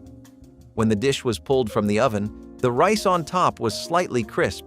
The inside tender and flavorful kids scooped generous servings onto their plates, surprised by how good a humble can of sardines could taste. It was hearty, salty, and satisfying. Sardine and onion rice bake was a quiet reminder that survival meals could still feel like home. Hand-pulled taffy candy brought winter nights alive with laughter and sticky hands. Families boiled sorghum or cane syrup with sugar until it reached the perfect glossy stage, then poured the hot mixture onto buttered slabs to cool slightly. Children and adults alike greased their palms and began the rhythmic pulling, stretching the warm candy until it turned light and airy. The kitchen filled with the sweet smell of caramel as ropes of taffy were twisted and cut into bite-sized pieces. It was as much about the gathering as the candy, a shared activity that warmed cold evenings and strengthened family ties. Neighbors might stop by to help, turning the process into a spontaneous party where stories and jokes flowed as freely as the sugary strands. Store-bought sweets eventually replaced the long, careful ritual, but the memory of shining taffy and joyful pulling remains vivid for those who once stood in the glow of a winter stove and felt the magic of homemade candy. Number 12. Hog maw stuffed with sausage and potatoes. The clean stomach lining of a hog was stuffed with a mixture of loose sausage, cubed potatoes, onion, cabbage, salt, and pepper, then sewn shut with kitchen twine and placed into a roasting pan. Covered tight with foil, it baked low and slow for 3 to 4 hours until the potatoes softened inside and the sausage fat rendered into the filling. The hog maw itself turned golden and chewy on the outside, holding its shape like a sealed bag. Sliced open at the table, the stuffing spilled out steaming and fragrant, a complete one-pot meal hidden inside an organ most people would never think to cook. Hog maw was common in black kitchens from Pennsylvania down through Virginia and the Carolinas, a dish that moved with the Great Migration and adapted to whatever city kitchen received it. When whole hog butchering disappeared and the parts became harder to find, the stuffed hog maw went from Sunday dinner to family reunion specialty to memory. Number 24, crackling bread. If your family rendered their own lard, you knew this bread. Cracklings were the crispy golden bits left behind after the fat cooked out of the pork.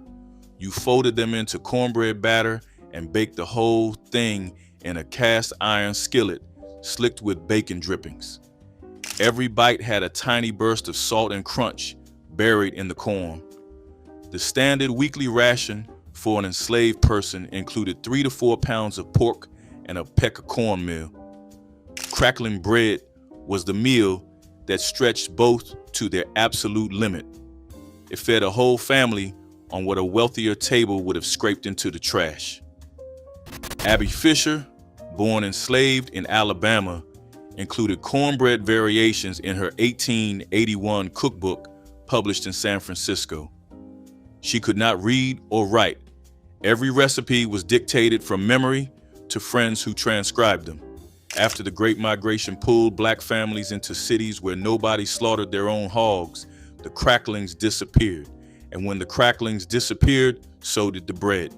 It was poverty turned into genius, gone when the poverty left. Number 11, fried apples with side meat, a bushel of mountain apples on the back porch in 1946 Knoxville.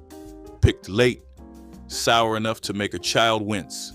She sliced 4 of them thick with the skin on, laid them in a hot skillet with 2 strips of side meat already crisping.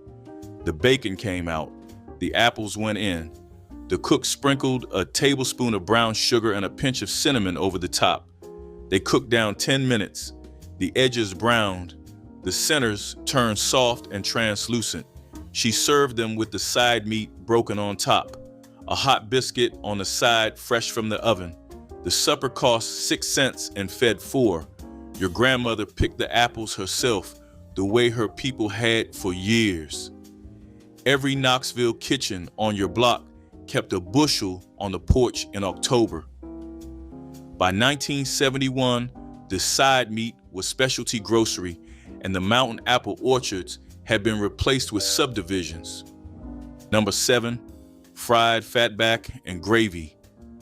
When there was no other meat in the house, a slab of pure pork fat could still flavor a whole supper. Fatback was exactly what it sounds like, the hard fat cut from the back of the hog, nearly all fat with little or no lean. It was about the cheapest thing the butcher sold, and on a poor table it did the work of bacon. The cook sliced it thin and laid it in a dry skillet where it rendered down and crisped into chewy, salty strips while leaving behind a pan full of hot grease. Into that grease went a spoon of flour, browned and stirred, then a splash of milk or water until it thickened into a peppery white gravy. The fatback got eaten alongside, and the gravy went over biscuits to soak up every bit. A few cents of fat fed a family and left nothing on the plate. Crisp pork, rich gravy, and bread to catch it all. Number 13, neck bone and sweet potato pot. Sweet potatoes grow easily in southern soil, and many families kept a patch of them in the yard well into the 1970s. Cut into thick rounds and added to a pot of simmering neck bones, they softened and absorbed the savory broth while holding on to their own sweetness. The combination sounds strange if you have not tasted it, but the salt and smoke from the bones against the sweetness of the potato created something the tongue recognized as complete. You did not need dessert after this meal. The sweetness was already there, built into the dinner itself.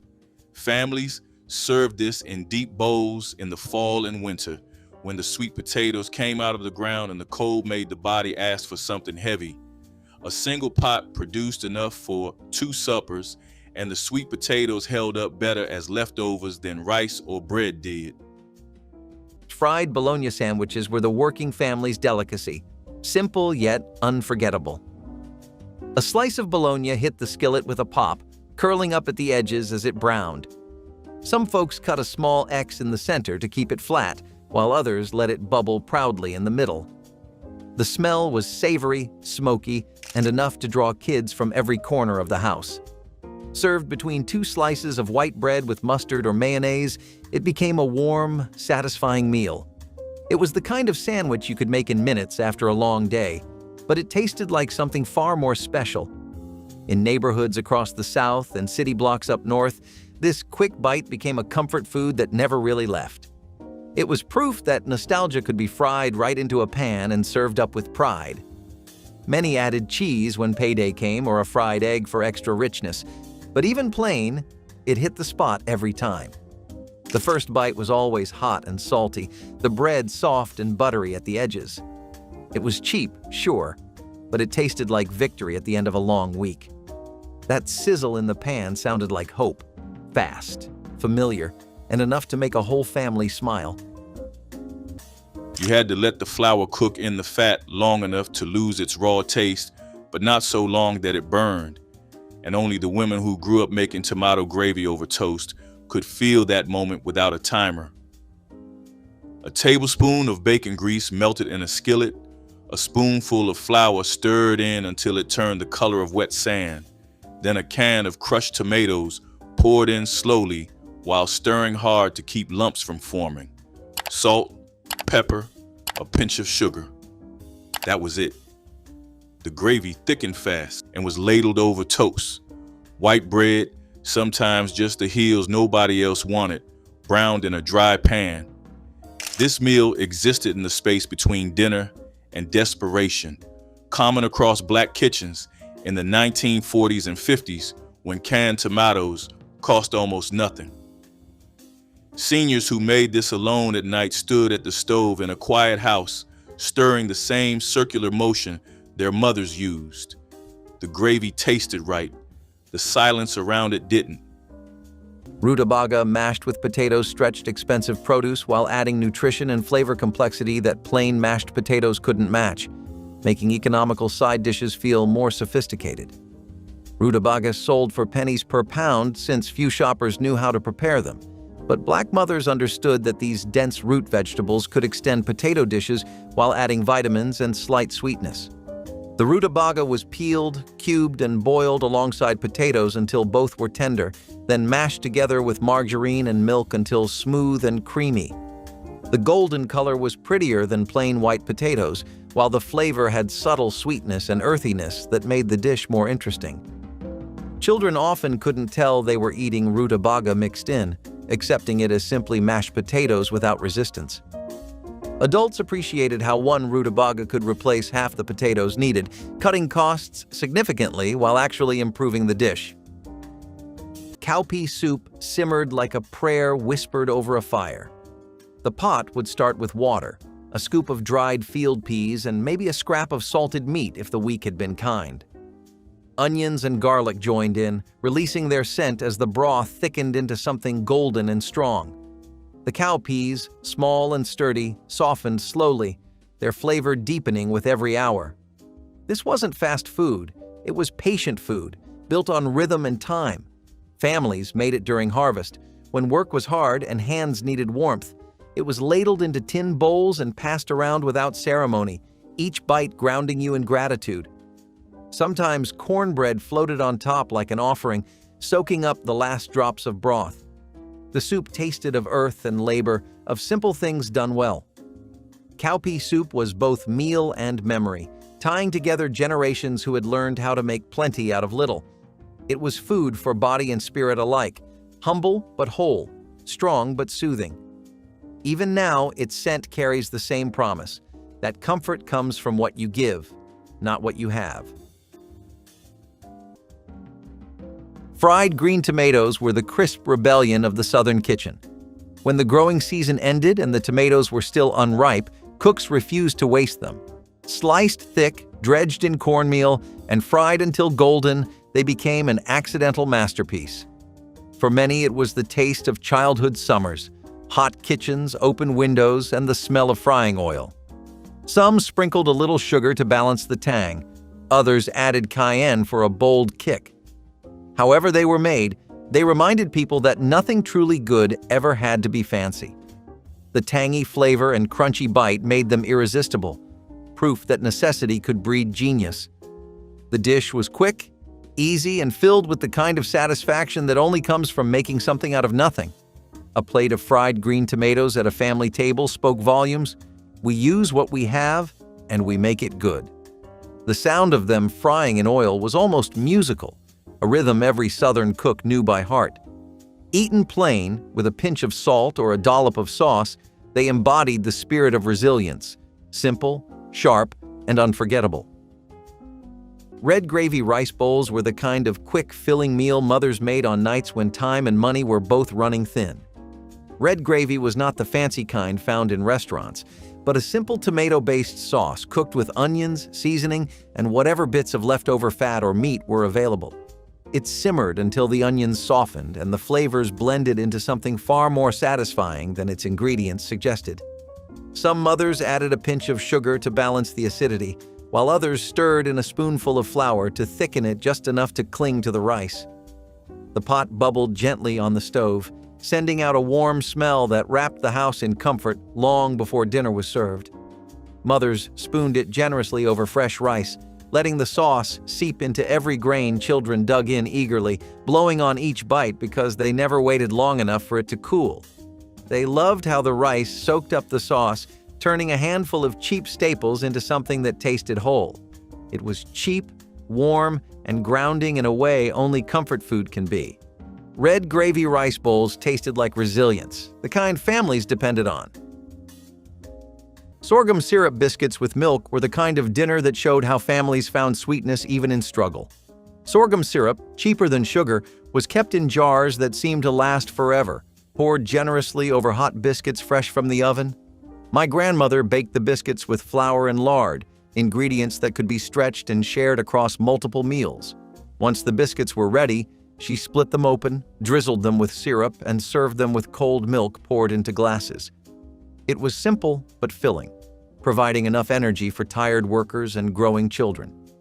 The sweetness of the syrup turned plain flour biscuits into something that felt like a treat, even if it was just supper. In the 1960s, this kind of meal reminded families that comfort did not always need meat or elaborate dishes. It was about making do with what was on hand and finding joy in it. Sorghum syrup biscuits with milk were a reminder that sweetness could soften the edge of hardship. That is 100 dinners, and the list could have been longer. The stove is cold now in most of those kitchens. The women who stood over them are gone, or they are sitting down and nobody took their place. But the recipes did not die. They just stopped being spoken out loud. Smothered anything. A stew that takes 3 hours and costs $4. Drop the dinner your family made that did not make this list. The one only your household knew. Share this with someone who remembers what those kitchens smelled like.